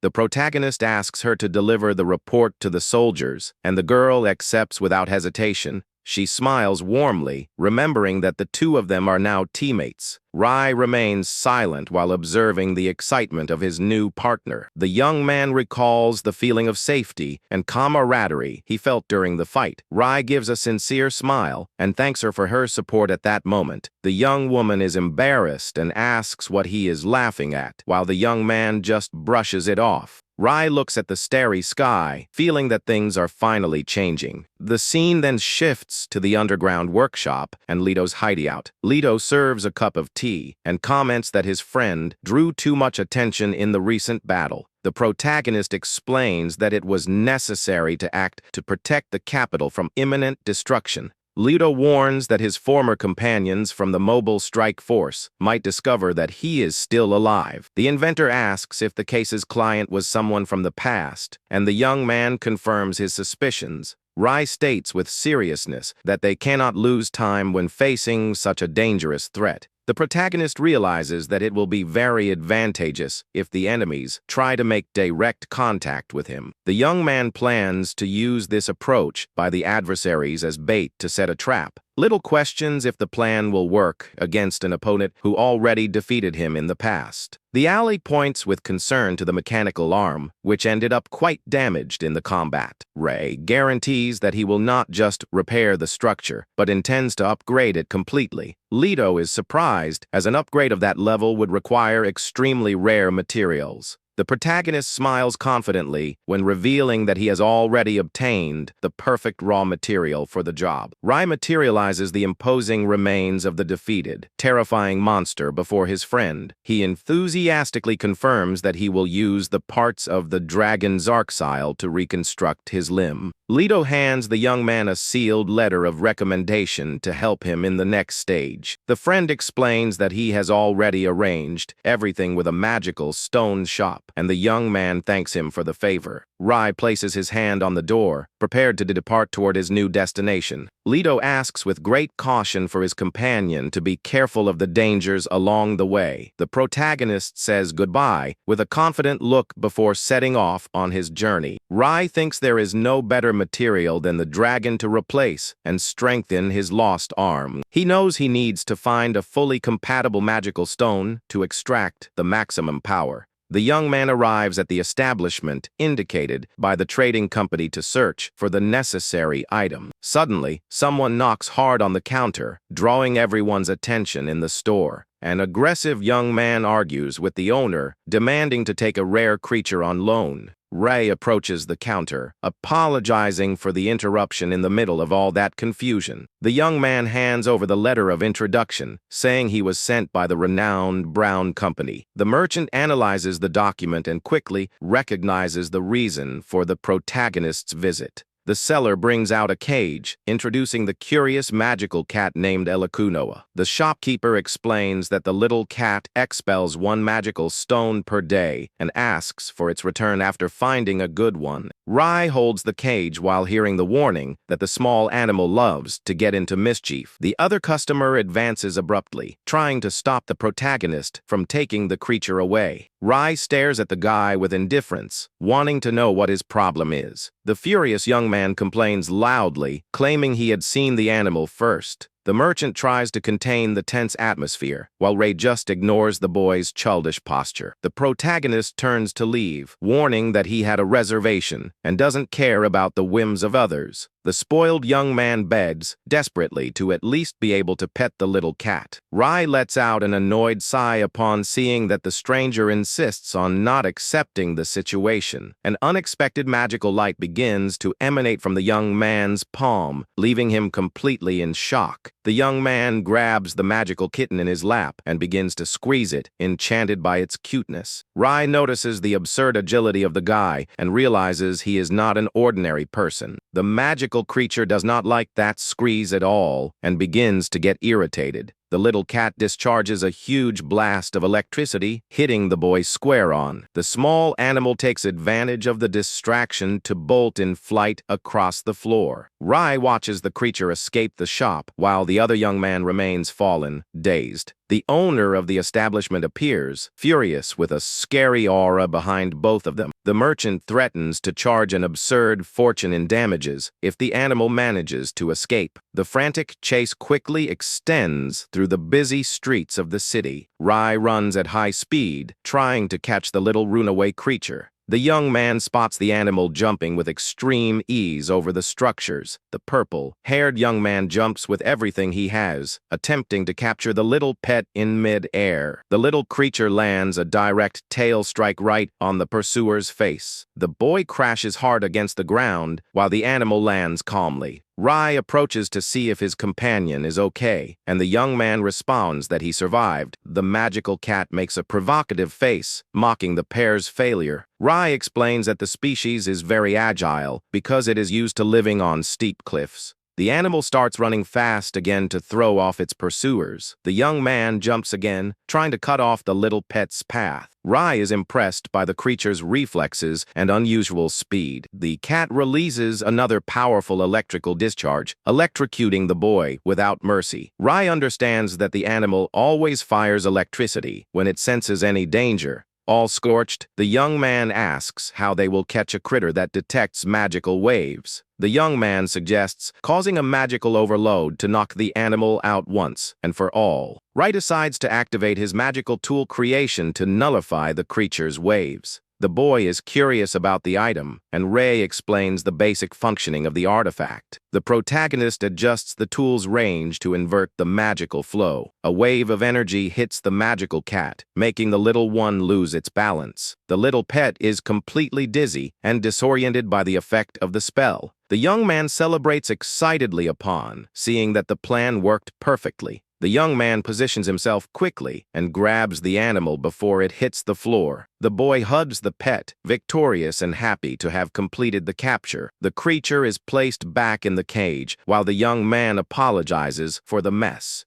Rai reassures the young man, stating that the important thing was having recovered the animal safely. The boy is fascinated by the item used and asks where he bought it. Ray maintains his discretion and responds with a smile that the tool's origin is a secret. The young man understands the caution and decides to respect the mystery behind that power. The young man introduces himself excitedly as Dan and asks for the protagonist's name. The protagonist introduces himself formally as Ray and promises to pay for a good meal when they meet again, and the young man accepts with pleasure. The new friend says goodbye with a wave while going his own way through the city. Rai reflects on how much time he spent isolated and distant from such talented people. He recognizes with admiration the immense potential of brilliant young people like Hyuna and Dan. The protagonist remembers with nostalgia the true young Ray who ended up losing his life. The young man is consumed by rage against the assassin who destroyed that boy's future. The creature inside the cage shrinks in fear, sensing the protagonist's bloodlust.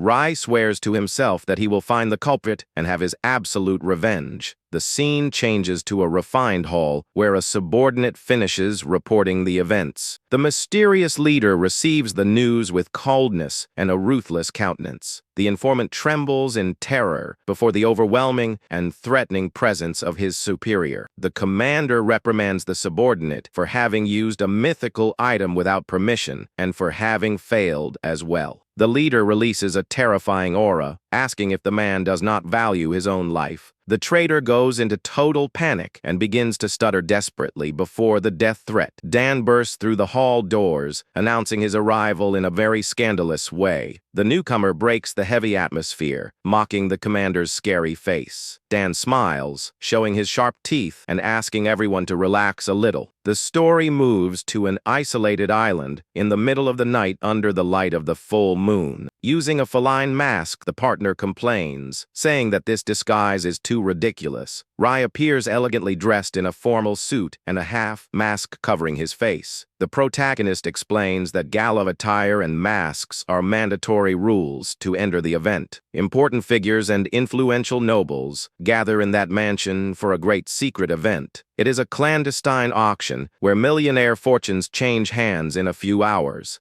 Rai's goal is to recover the auctioned mythical artifact and discover the identity of the mastermind. The young man observes the immense building, determined to fulfill his mission at any cost. Days before at the guild, the receptionist notes with surprise that the young man's arm is already healed. Rai analyzes some reports in silence, confirming his good condition with naturalness. He recalls that he fused the dragon's scales with a magical stone, creating an even stronger arm. The young man had tested the new limb by opening a gigantic crater in the ground with a single blow. The protagonist saves the trump card for future battles and asks what the next job will be. The woman explains that the previous incident exposed a good part of the members of the secret association. She shows the photo of a dangerous criminal who managed to flee the capital in time. The fugitive intends to sell the mythical item at the illegal auction to get money and escape. The woman details that the underground market trades everything from precious stones to human lives. Rai asks if the mission is just to capture the fugitive, but discovers there is something more. The receptionist reveals that a very specific person is present on the guest list. The protagonist immediately recognizes the masked warrior he faced in the capital. She tells him she investigated the confidential files and discovered the enemy's true identity. The suspect is Tyrio Duyu, the feared vice commander of the renowned Order of Knights. Rai finds the situation strange, since a sacred knight should never want to provoke a war. The woman hands over the responsibility, stating that it is up to him to unravel this mystery. The young man deduces that the knights are not seeking money with a conflict of this proportion. He reasons that the church already receives enough donations and would not risk losing its faithful. Rai concludes that the only possible explanation that they are following orders from the mysterious client. When the young man prepares to leave, a magical snake appears on his shoulder, asking for calm. The woman complains about his haste and warns that the important conversation has not yet ended. She recalls the promise of getting a mission capable of promoting him directly to S rank. The woman announces that to achieve this goal, the young man will need to form a duo. Rai turns around and is surprised to recognize the person who has just entered the hall. It is Gaia, greeting the protagonist with great intimacy and a wide smile. The young man proudly reveals that he is now an official warrior of the S rank elite. Rai remembers the inexperienced boy from the guild exam and notes his great change. The protagonist feels that Gaia now carries an overwhelming aura of someone who has survived massacres. The woman explains that the first condition to move up in rank is to complete the mission with an S ranker. The second requirement is to receive the formal recommendation from the veteran after the service is finished.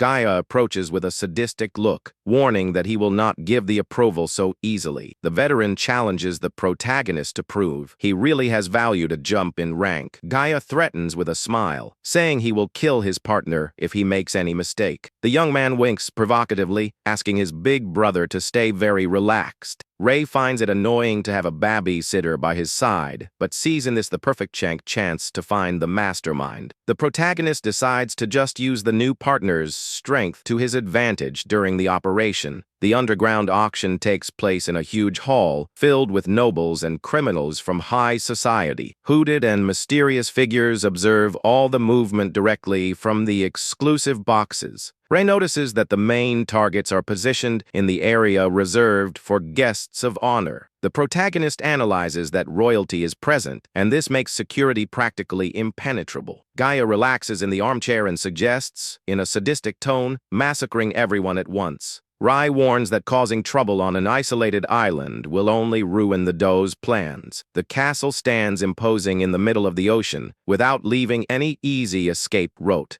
The young man states that everything will be under control as soon as they get their hands on the mystical gourd. The master of ceremonies steps onto the stage, announcing the official start of the bidding night. The presenter animates the audience, promising rare and valuable items collected from all over the continent. The man gestures with enthusiasm to reveal the first attraction that will be negotiated. A young elf from the Great Forest is put up for sale as a luxury slave. The audience follows the presentation with greedy looks, ready to bid for the girl. The bids start at the astronomical value of 10 million, creating a great uproar in the hall. A noble raises his sign, offering 12 million without wasting time. Another buyer covers the offer quickly, raising the value to 14 million. The dispute becomes increasingly fierce while Gaia clenches his fists, furious at the situation. The boy expresses all his disgust, saying that the adults of that place are the worst scum. Rai agrees in silence, sharing the same repulsion for the inhumane trade. The auctioneer announces the main attraction, left behind by the legendary creator Ryot. The famous demon, summoning gourd, is finally revealed in the center of the stage. The man exalts the artifact, saying its power is capable of imprisoning even evil dragons. The auction of the mythical items starts at 50 million, and the values skyrocket frantically.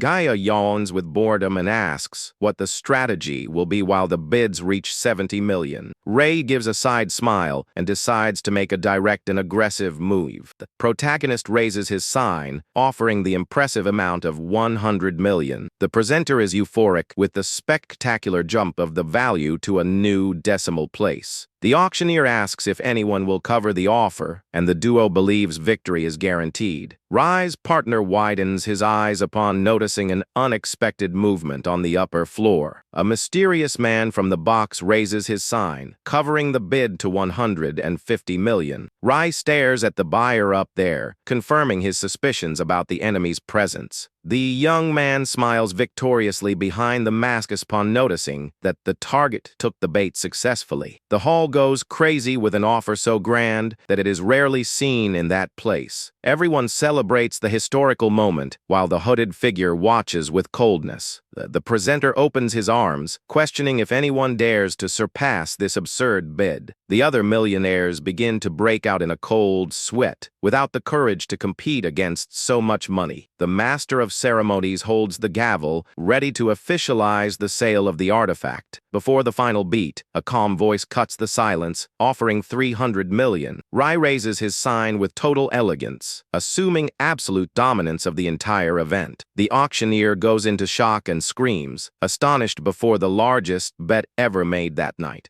The protagonist stares at the hall with a challenging look, inviting the enemy to bet everything. Later in the outdoor garden, Rai comes face to face with Vice Commander Tirio Du. The knight admits that he took a good scolding because of the previous defeat in the capital. The traitor prepares his powers, stating with rancor that he came to return the humiliation twofold. several hooded assassins emerge from the shadows, surrounding the protagonist from all sides. Rai passes the turn to his partner, who was already too eager to enter into action. Gaia assumes his beastly form as a white wolf, jumping furiously against all his prey. The warrior shreds the enemy troops in a sequence of fast and violent strikes. Gaia lands a devastating kick, throwing one of the henchmen with extreme violence. The white-haired young man stops in the middle of the combat, confused upon noticing something strange in the air. Ryot praises the strength of Rai's partner, but warns that tonight things will be very different. The villain gives a sinister smile while preparing his mysterious magical ability. A strange energy begins to envelop the bodies of the assassins fallen on the floor. Gaia widens his eyes, astonished to see all those enemies getting up suddenly. Rai watches the scene with attention, noticing an unusual movement. One of the masked men advances, dealing a fast cut against the boy. Gaia dodges with agility, finding that situation extremely disgusting and bizarre. Rai finds the presence of the enemies strange and suspects they are not normal warriors. Threads of magical energy, almost imperceptible, shine, cutting the darkness of the night. The protagonist immediately realizes that those bodies are nothing more than simple puppets. The henchman reveals his artificial face, stitched up, confirming he is a lifeless doll. Ryot confirms the guess with a laugh while using the mythical item, Jester's Blood. The traitor mocks, saying that his puppets are immune to status changes and will not be defeated as before. Rai recognizes that the technique is based on the power of the magical tool, omnipresent strings. The artifact uses mana lines to transfer the user's will and give movement to lifeless objects. The young man feels repulsion upon seeing a tool created for rescue operations being used in such a cruel way. Gaia lets out an bored yawn, complaining about his opponents not even being real humans. The wolf boy reveals his sadistic look, wanting to face someone who actually bleeds. Gaia fires fiercely against the commander, wanting to shred human flesh. Ryot retorts calmly, remembering that dolls do not need to eat or rest. The villain smiles, showing that his servants manage to act in surprising ways. Dozens of hands begin to sprout from the earth, trying to grab Gaia from all sides. The warrior is in shock and gets disgusted upon seeing several dolls coming out from the underground. More puppets emerge from the water, ready to join the endless battle. Rai analyzes the situation, knowing that burying so many traps like this would require a lot of prior time. The protagonist deduces that this entire structure was already armed long before they reached the island. Rai draws his blade and cuts the air, eliminating the enemies around him in an instant.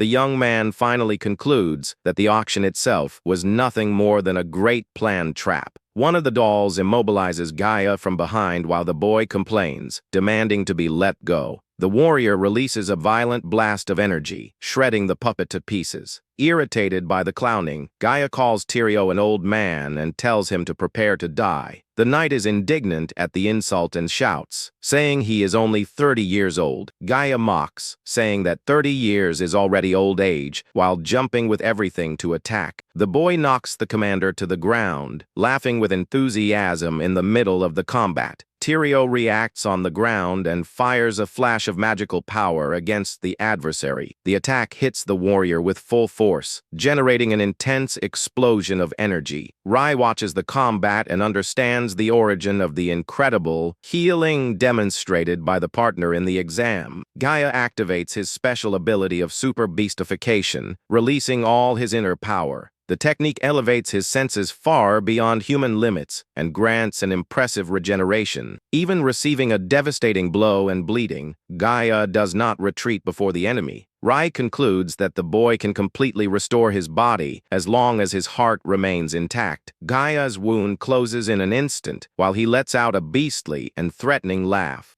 Ryot is in absolute shock, unable to believe the boy's impossible recovery. Gaia deals a fierce storm of claws, tearing the knight mercilessly. The commander is hit square on by the brutal attack while his blood flies through the air. The man falls flat and defeated on the ground, losing his glasses after the violent blow. Ryot chokes on his own blood and calls the opponent a monster in despair. The boy makes an offended face and says it is very mean to be called a monster. Gaia mocks with a sadistic smile, stating that, in fact, he is a cutie. The warrior squeezes the traitor's throat and mocks, saying he can let him go if he asks nicely for apologies. Gaia continues to press the commander, surrendered on the ground, demanding an immediate apology. The boy lets out a sinister giggle, having fun with his adversary's affliction. A sudden and cutting blow hits the wolf warrior, catching him by surprise. Gaia moves away, mocking with irony for not having understood the attack. The young man complains that he still wanted to fight more while Ray analyzes the immense potential of the partner. The protagonist realizes the dangerous side of the ally and thinks about how to use him in the best way. Gaia turns to talk when a threatening presence appears behind him. A devastating cut goes through the boy's chest, spreading blood all over the place.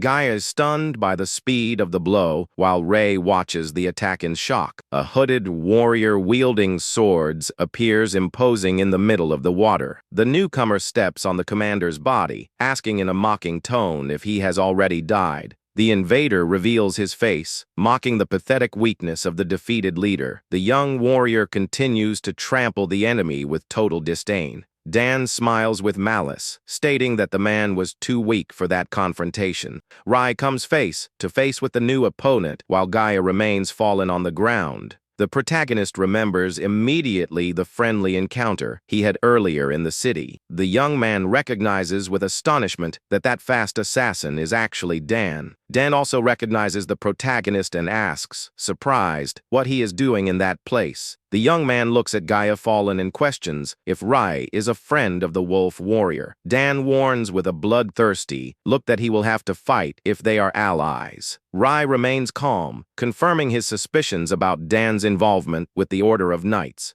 The young man remembers having seen his name listed in the mission's confidential reports. Before the protagonist's silence, the warrior prepares to initiate the combat. Dan advances at high speed, interpreting the lack of response as a confirmation. A deadly blade cuts the air, descending directly against Rai's head. The protagonist invokes the sacred sword Excalibur to block the blow in time. Dan is impressed by the young man's reflexes and praises the well-executed defense. The clash of the blades generates a thunderous impact, pushing the protagonist backward. Rai feels the brute force of the adversary and knows he cannot lower his guard for any second. Both exchange tense looks, evaluating each other's intentions in the middle of the fight. Dan resumes the assault with a fast and aggressive sequence of sword strikes. Rai realizes the coldness in the opponent's look and understands that he is attacking to kill. Dan moves away, mocking the protagonist's defensive posture and asking if he is afraid of exchanging blows. Ri wields his weapon, explaining calmly that he just didn't expect to face an acquaintance so soon. The young man concentrates his power on the blade, warning that now he will fight with full strength. Dan is excited by the response and sets off with enthusiasm for the direct combat. Rai surprises the opponent, appearing right before him in a fraction of a second. The protagonist strikes back with a frantic blast of cuts, pushing Dan backward. Both stare at each other with intensity, while exchanging fast blows in the air. The fierce battle spreads in a zigzag across the entire courtyard under flashes of pure energy. Rai retreats with elegance, recognizing the refined technique of his rival. Dan smiles confidently, guaranteeing that he still hasn't shown even half of his true potential. The young warrior steps firmly, accumulating a devastating golden aura around his body. The swordsman fires like a lightning bolt, announcing that the true fight is only just beginning. The two swords collide violently, releasing sparks in a high-speed duel. Rai admires the impeccable dexterity with which the young man wields his blades. Protagonist remembers the fame of the Knights, 1st Division, and its formidable soldiers.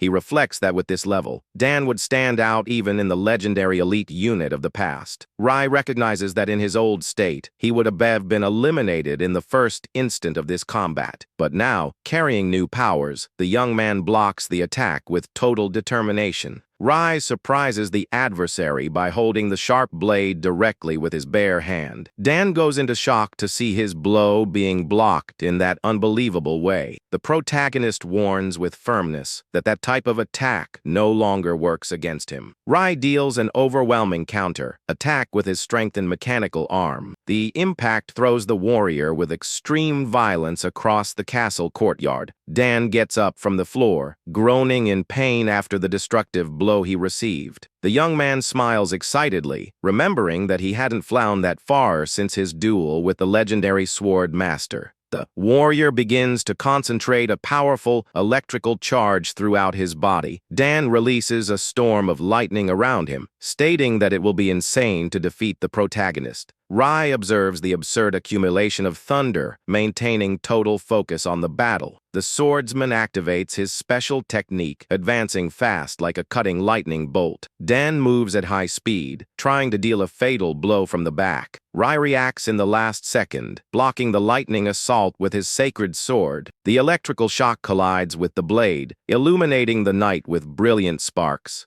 Dan jumps back, praising the impressive reflexes demonstrated by the protagonist. The warrior changes his posture, willing to raise the combat level even more. The young man fires his powerful radiant lightning strike, cutting the air with ferocity. Rai creates the sacred shield Aegis to contain the terrible lightning assault. The magical barrier supports the huge thunder explosion generated by the frontal attack. Dan appears in the blink of an eye from behind, preparing his roaring thunder strike. Multiple lightning bolts go through the defense, hitting the protagonist's body with violence. Dan celebrates the hit, believing he finally managed to corner his opponent. Rai materializes the fearsome crimson whip of lamentation to turn the game around. Incandescent energy chains envelop the enemy, creating a deadly web. Dan manages to escape the entrapment in the last instant with an agile jump. The protagonist appears instantly behind the young man, telling him not to get carried away. A devastating torrent of wind and mana is fired, throwing the warrior far away. Dan regains his balance, impressed by the rival's absurd amount of magical weapons. The young man decides to stop the tests and decides to bet all his remaining power. The warrior gathers a colossal amount of lightning to deal his supreme vortex. Ray agrees that it is time to put an end to that dangerous confrontation. The protagonist channels all the dragon energy into his right arm, illuminating the location.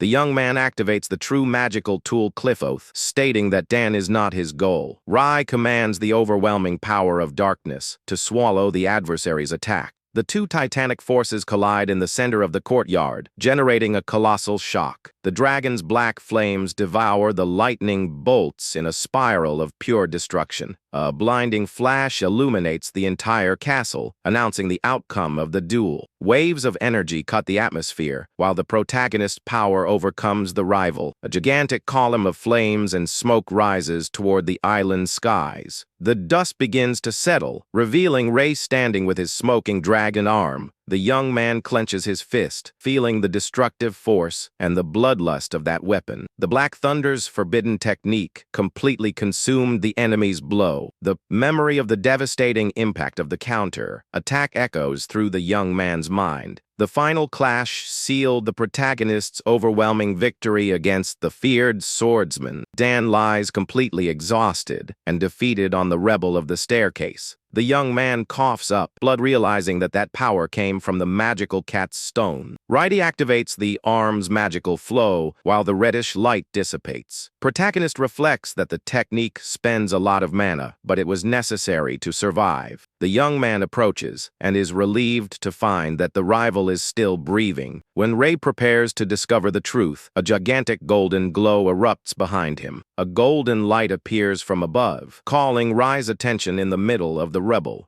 The protagonist recognizes that glow and remembers immediately the mysterious man from the past. Ancient memories come back, confirming the presence of that same dangerous enemy. The hooded figure descends slowly, revealing the features of the warrior known as Sword Star. Rai is taken by an overwhelming fury upon confirming that that is the true client behind everything. The feared commander lands with his colossal sword, commenting with coldness about Dan's defeat. The adversary's icy look demonstrates total disdain for the protagonist's presence. Consumed by the thirst for revenge, Rai jumps through the air, demanding to know who he really is. The young man channels the dragon's strength into his fist, commanding the darkness to devour the target. A brutal impact descends against the swordsman, cutting the air with impressive force. The commander is surprised to be hit, since his body is more resistant than Mithril itself. The veteran warns calmly that the protagonist is letting his bloodlust overflow too much.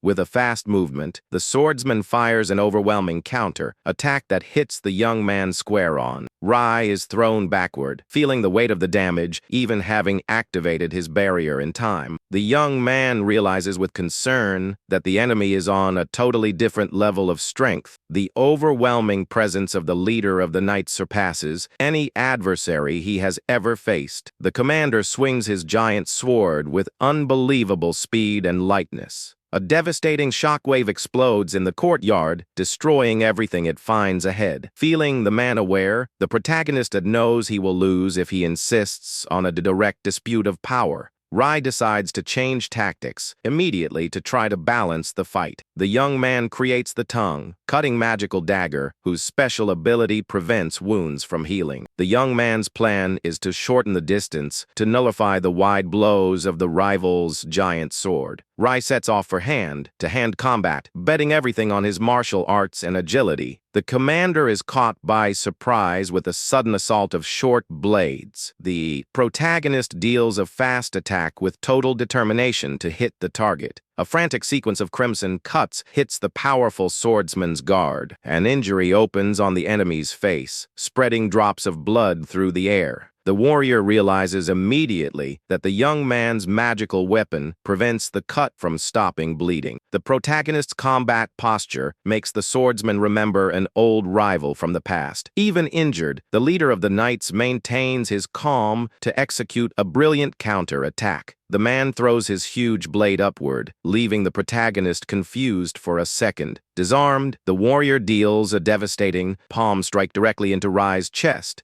The impact crushes the air from the young man's lungs, making him spit blood in extreme pain. Rai is thrown through the air at high speed, while the adversary calculates every movement. The swordsman extends his hand and perfectly holds the handle of the sword that was falling from the sky. The commander raises the heavy blade, ready to deal a deadly cut to the defenseless young man. The man declares with coldness that the young man is very far from equaling that person from the past. The sword descends like lightning, opening a gigantic crater in the castle floor. The leader shithers the weapon among the clouds of dust, believing he has finished the job. The swordsman admits that the young man had some talent, but not enough to defeat him. Dan calls for his superior with difficulty, while trying to remain conscious in the rebel. The commander supports the injured ally, telling him to stay quiet so as not to worsen his injuries. Fallen on his knees in the smoke, Rai recognizes the technical perfection of the blow that united attack and defense.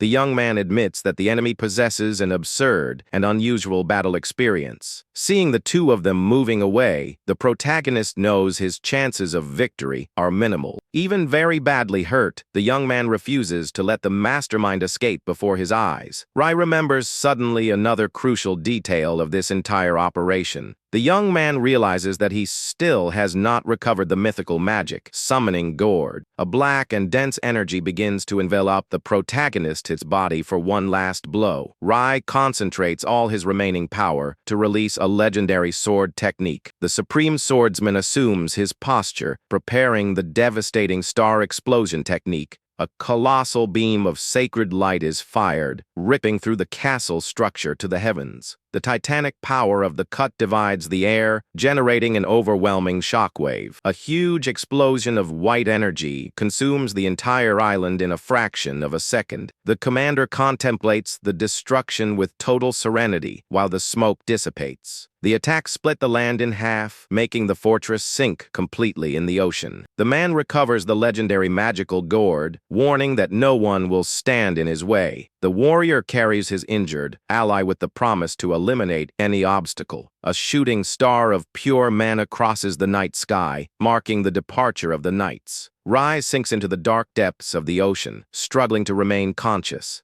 The protagonist recognizes the deadly technique used in the past by the legendary sword saint. The young man explains that he nullified his presence and jumped into the sea in the last instant to survive. Rai knows that he will need impeccable preparation to manage to defeat the enemy leader. Emerging toward the light, the young man swears solemnly that he will return to take the life of his executioner. The next morning, a small rowboat navigates alone through the rough waters of the sea. Leto rows, apprehensive, observing the horizon, completely perplexed by what he sees. The alley goes into shock upon noting that the entire island has disappeared from the map. The inventor despairs, with fear that his companion has lost his life in the auction. A bloody hand emerges from the water, holding the edge of the small boat with force. Rai climbs aboard, bringing the unconscious body of Gaia to Leto's relief. The friend supports the protagonist, shocked to see the severity of the young man's injuries. The young man whispers with a weak voice that he finally obtained what he searched for so much. Rai grabs his friend with firmness, gathering the last forces he has left in his body. The protagonist reveals with a burning look of hatred that he found the client's identity. Later, Gaia rests inside a special medical chamber to regenerate his body. The commander of the Shadow Guild comments that the enemy seemed to be much stronger than expected.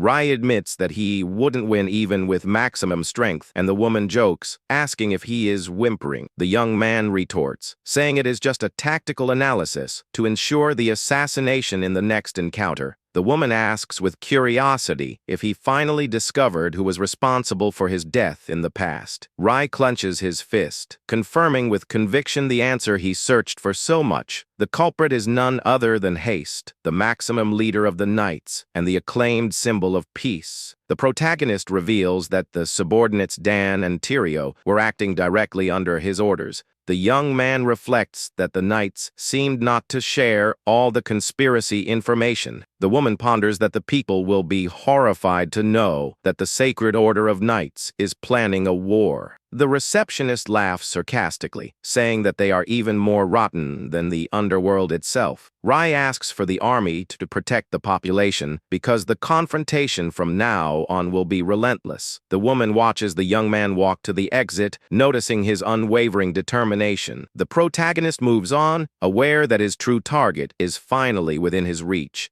The commander's magical serpent appears on the young man's shoulder, asking him to wait for a moment. The snake delivers a technological data device in its mouth, leaving the young man intrigued. The woman recognizes his merit for having saved Gaia and recovered crucial data about the conspiracy. The receptionist officializes the completion of the mission, promoting the protagonist to the coveted S rank. Rai is surprised to see that he received the access key for the confidential reading room. The woman smiles, wishing that the young man makes excellent use of that rare privilege. The secret terminal stores forbidden files that will allow Rai to plan the perfect ambush against the traitor. The protagonist swears with thirst for revenge that this time he will eliminate the assassin once and for all. In a sumptuous sacred hall, Supreme Commander Haste dispatches documents on his desk. Dan opens the room doors with bandages on his face, calling for his superior. Haste warns calmly that he already talked to the Supreme Pontiff about the choice of the new vice commander. Dan sits on the bench, complaining with boredom for not having obtained a direct recommendation for the position. Haste asks with coldness if that was the only subject Dan had to talk about. Dan smiles and warns that he just remembered a very important detail about that guy. While Haste continues writing, Dan explains he is talking about Rai, the subject who defeated him recently. The commander responds with total disdain, saying he does not have the slightest interest in who is already dead. Dan breaks the silence, asking what he would do if he knew that the young man is still alive, making Hasty's pen freeze. Haste is completely in shock and turns with a dark look, unable to believe what he just heard. Dan approaches, remembering he had already crossed paths with the young man in the city, and tells what he heard from his mouth. The swordsman recalls that the young man had mentioned a direct connection with the renowned Brown Trading Company. Dan reveals that he investigated President Leto Brown deeply and scarred all his hideouts thoroughly. The boy takes a dramatic pause and asks with a smile what Haste thinks he found over there. Dan tells him he found the mask that should have been completely destroyed along with Rai in the past. Haste recognizes the auction mask, and Dan confirms with pride that the details matched perfectly. A terrible suspicion arises in the commander's mind, making him stare at the void, dazed. Haste bolts down the corridor, leaving Dan behind, totally surprised by the reaction. The leader of the Knights invades a secret room, taken by the urgency of confirming the truth. The man approaches quickly one of the shelves, where he kept the recovered artifact. Haste takes the mystical gourd in his hands, analyzing the object with deep mistrust. The commander narrows his eyes, furious upon noting something very wrong with the item. The warrior applies an overwhelming force, shredding the flask with his closed fist. The object dissolves into pieces, and Haste is enraged upon realizing that that was just a fake copy. At this moment, a small mechanical spider begins to flee fast across the room's floor. Dan appears and crushes the device with his foot, commenting that they were completely deceived. Wielding his blade, Dan asks with malice what the commander intends to do about it. Haste passes the ally with determination, warning that his decision is already made. Enveloped in a killing aura, the leader swears he will erase all evidence without leaving traces. A few days pass, and the movement remains intense under the sunlight in the capital. Rai manipulates the magical threads, observing with care the small arachnid tracker. The protagonist reflects with satisfaction the forgery of the mythical tool worked better than expected. The young man knows that thanks to this plan, he managed to discover the exact location of the stolen item. Rai thinks it was an excellent idea to put the hibernation function on the threads to prevent them from detecting his mana. He concludes that the enemies ended up finding only one of the fake baits he had prepared. The true tracking device follows perfectly hidden and attached to the main target. Ri gives a confident smile, knowing that now he will be able to track the artifact no matter where they take it. The protagonist walks disguised among the crowd, thinking about the next steps he needs to take. Suddenly, the young man widens his eyes, taken by shock upon spotting a confusion in the square. Rai is stunned to see Hyuna and Leto tied with ropes and being escorted by the knights. A guard raises a poster, shouting, announcing a reward for anyone who captures the supposed cultist. The wanted poster bears raise face with the order of capture, alive or dead. The young man observes everything from the middle of the people, realizing that the enemies decided to act first. Rai makes a furious face under the hood, feeling the rage burn when thinking of Haste. The protagonist accesses the gigantic chamber of secret files of the Shadow Guild. Moving around the holographic terminal, the young man reflects that the knights already know he is alive. The young man ponders that they only know about his acting as an adventurer and his connection with the Brown Company. Rai understands that they forged the accusation of cultists against Leto and Hyuna to take them as hostages. The young man knows very well that the true goal of this trap is to force him to leave the Hidyot.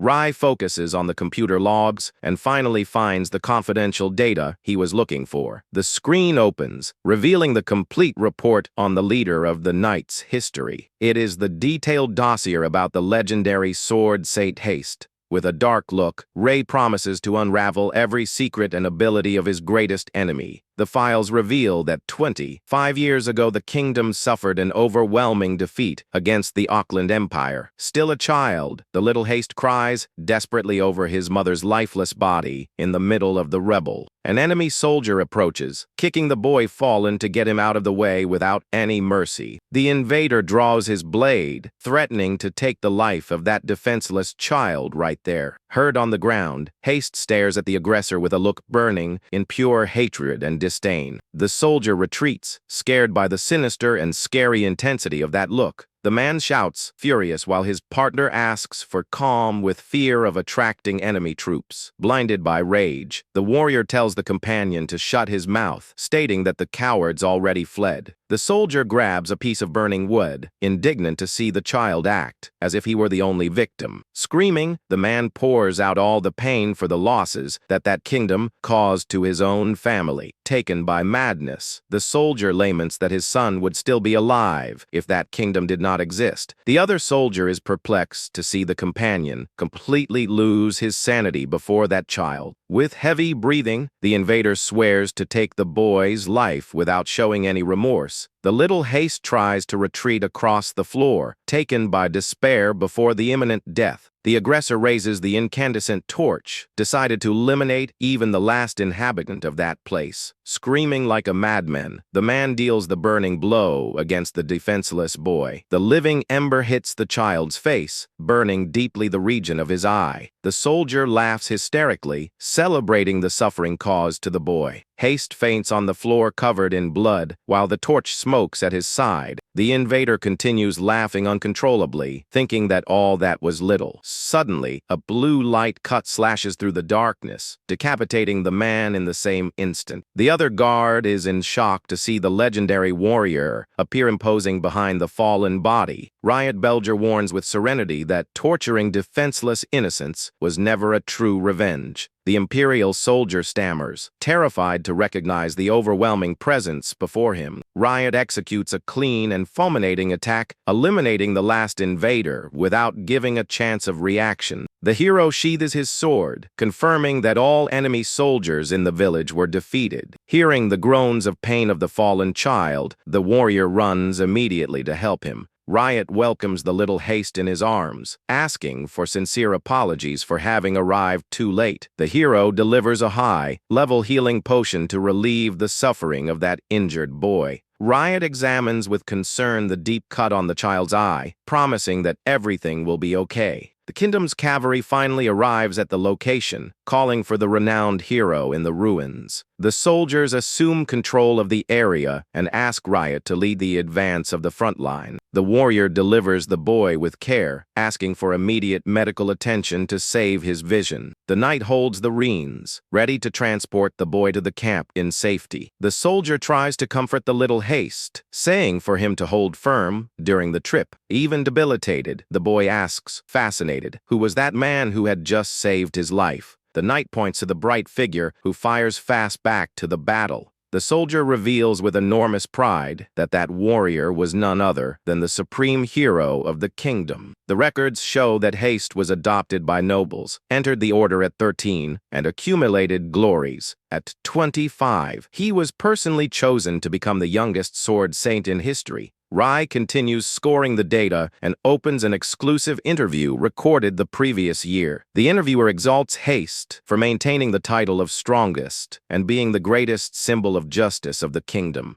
The journalist then asks what would be the great dream that the most powerful man in the world still wishes to achieve. Haste responds with humility, stating that the title of strongest does not combine with his reality. The commander reflects that if a new war broke out today, he still would not have the power to stop it. When questioned if that would not be impossible for anyone, Haste guarantees that he met someone capable. The swordsman recalls with deep admiration the one who possessed the miraculous power of making the impossible real. Rai reads carefully the reporter's question, wanting to know the identity of that legendary person. Haste reveals without any hesitation that that extraordinary person was named Ryot Belger. The protagonist observes the record of the hero who put an end to the great continental war in the past. The document concludes with Haste's declaration, revealing that his greatest dream was always to surpass Ryot Belger. Haste remains sitting in silence inside the tent, awaiting the moment to start the plan. Dan opens the curtain, calling for the sword saint to know if they can already start the execution. The commander opens his eyes with seriousness and authorizes the start of the public spectacle. Dan responds with a sharp and excited smile, ready to fulfill the superior's orders. The young knight heads toward the stage set up before a huge crowd of civilians. Observing the people on the outside, Haste reflects that he spent 25 years chasing Ryot's shadow. He rebels when remembering that his hero abandoned all his strength to finish life as a simple old man. Haste clenches his fists with fury, swearing to himself that he will never have such a pathetic destiny. The commander promises to reach an overwhelming power capable of crushing any injustice in the world. Determined to reach his goals, Haste declares that he will obtain this strength no matter the price to pay. On the scaffold, Dan assumes the leadership, announcing to everyone the final punishment for the supposed cultists. Leto remains with his head down, quite hurt and tied firmly to the wooden post. Hyuna stares at the crowd with a serious and firm look without showing fear before the gallows.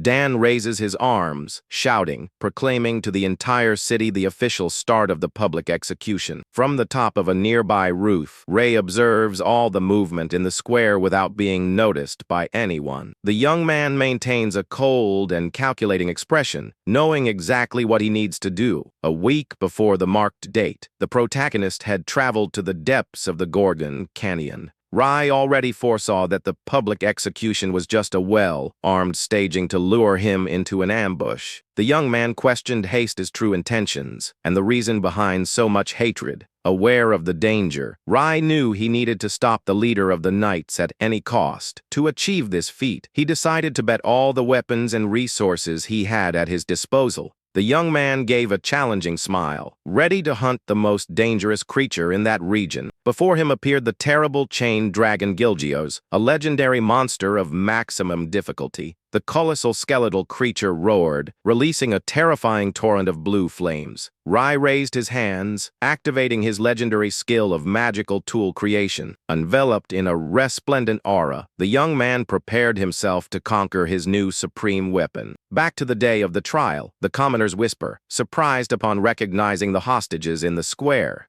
Hyuna tries to break free, revolted for being accused of a crime she never committed. The magical rope discharges a painful electrical current, making the young woman groan in suffering. Dan asks her to stay quiet, warning that he has no intention of hurting her without reason. Leto questions the reason for so much cruelty if the boy states he does not want to hurt anyone. Dan retorts, saying with conviction that the true villain of this entire story is Rai himself. The knight accuses Rai of being an accomplice of his master's assassin and of carrying dangerous artifacts. Leto is indignant to see that innocent citizens are being sacrificed for mere rumors without evidence. Dan gives a mocking chuckle, stating that traditional justice alone is not enough. The young man changes his tone of voice and declares with coldness that to crush evil, one must go much further. Leto trembles, breaking out in a cold sweat upon noticing the distorted fanaticism of that armed boy. Dan walks, stating that villains use power, wealth, and violence to dominate everything around them. He stares at Leto closely, saying that to punish evil, one must exert an even greater force. The knight concludes with a sadistic smile that sometimes true justice requires having no mercy. Leto retorts, saying that this distorted vision of justice is dangerous and too blind to be followed. Dan simply shrugs, ignoring the man's warnings with total indifference. Haste appears on the stage, calling Dan's attention to resume the execution procedure. The young warrior turns again toward the crowd and shouts, summoning the attention of everyone. Leto breathes deeply while the announcement of the condemnation echoes loud throughout the square. Hyuna clenches her teeth, maintaining a firm look, waiting for a miracle in that decisive instant. Dan proclaims with enthusiasm the start of the execution before the shouts of the gathered people. Suddenly, a colossal blue explosion erupts in the center of the stage, catching the guards by surprise. Haste draws his huge sword through the smoke, noting with coldness that the invader finally arrived. Dan goes into maximum alert and orders immediately the third unit to dissipate all the smoke. The order's mages conjure intense gusts of wind to dissipate all the smoke from the stage. When the fog settles, the soldiers go into shock upon noticing that the scaffold is empty. Dan widens his eyes, confused, unable to understand where all the tied prisoners went. Rai appears right behind the swordsman, holding a mystical bell, ready to give the answer. Dan goes into total panic upon noting the sudden and threatening presence of the young man at his back. Haste intervenes fast, attacking with his heavy blade to interrupt the enemy's action. The commander stares at the protagonist, stating with firmness that he will not allow him to escape. Rai opens a confident smile, saying he already expected exactly that reaction from the leader. A shockwave hits Dan square on, making the young knight lose his balance. Rai points his hand, warning that anyone who does not have a direct connection with the fight must get out of the way.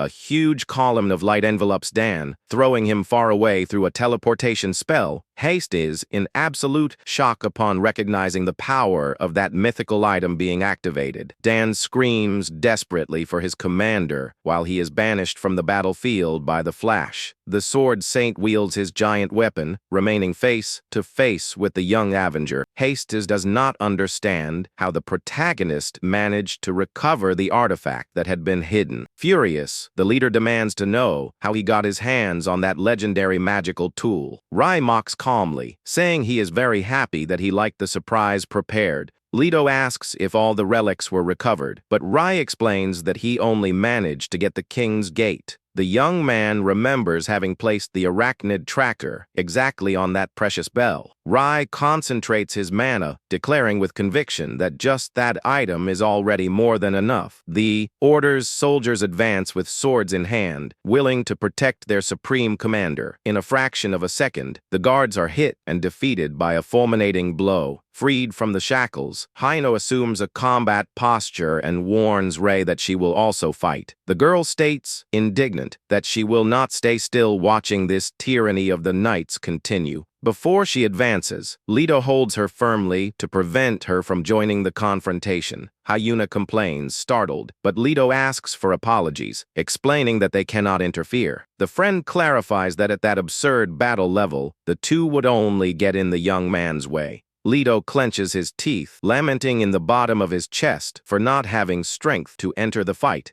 The man thinks that if he were 30 years younger, he would be on the front line beside Rei. Rai advances at very high speed, dealing a fierce storm of cuts against Haste. Haste blocks with difficulty, amazed to note that the boy's attacks are even faster. The leader of the knights is pressured, feeling that every blow of the adversary is much sharper. With a dark and determined countenance, Rei warns that from this instant on, everything will change. Wielding his sword bathed in a killing aura, the young man declares the start of his true revenge.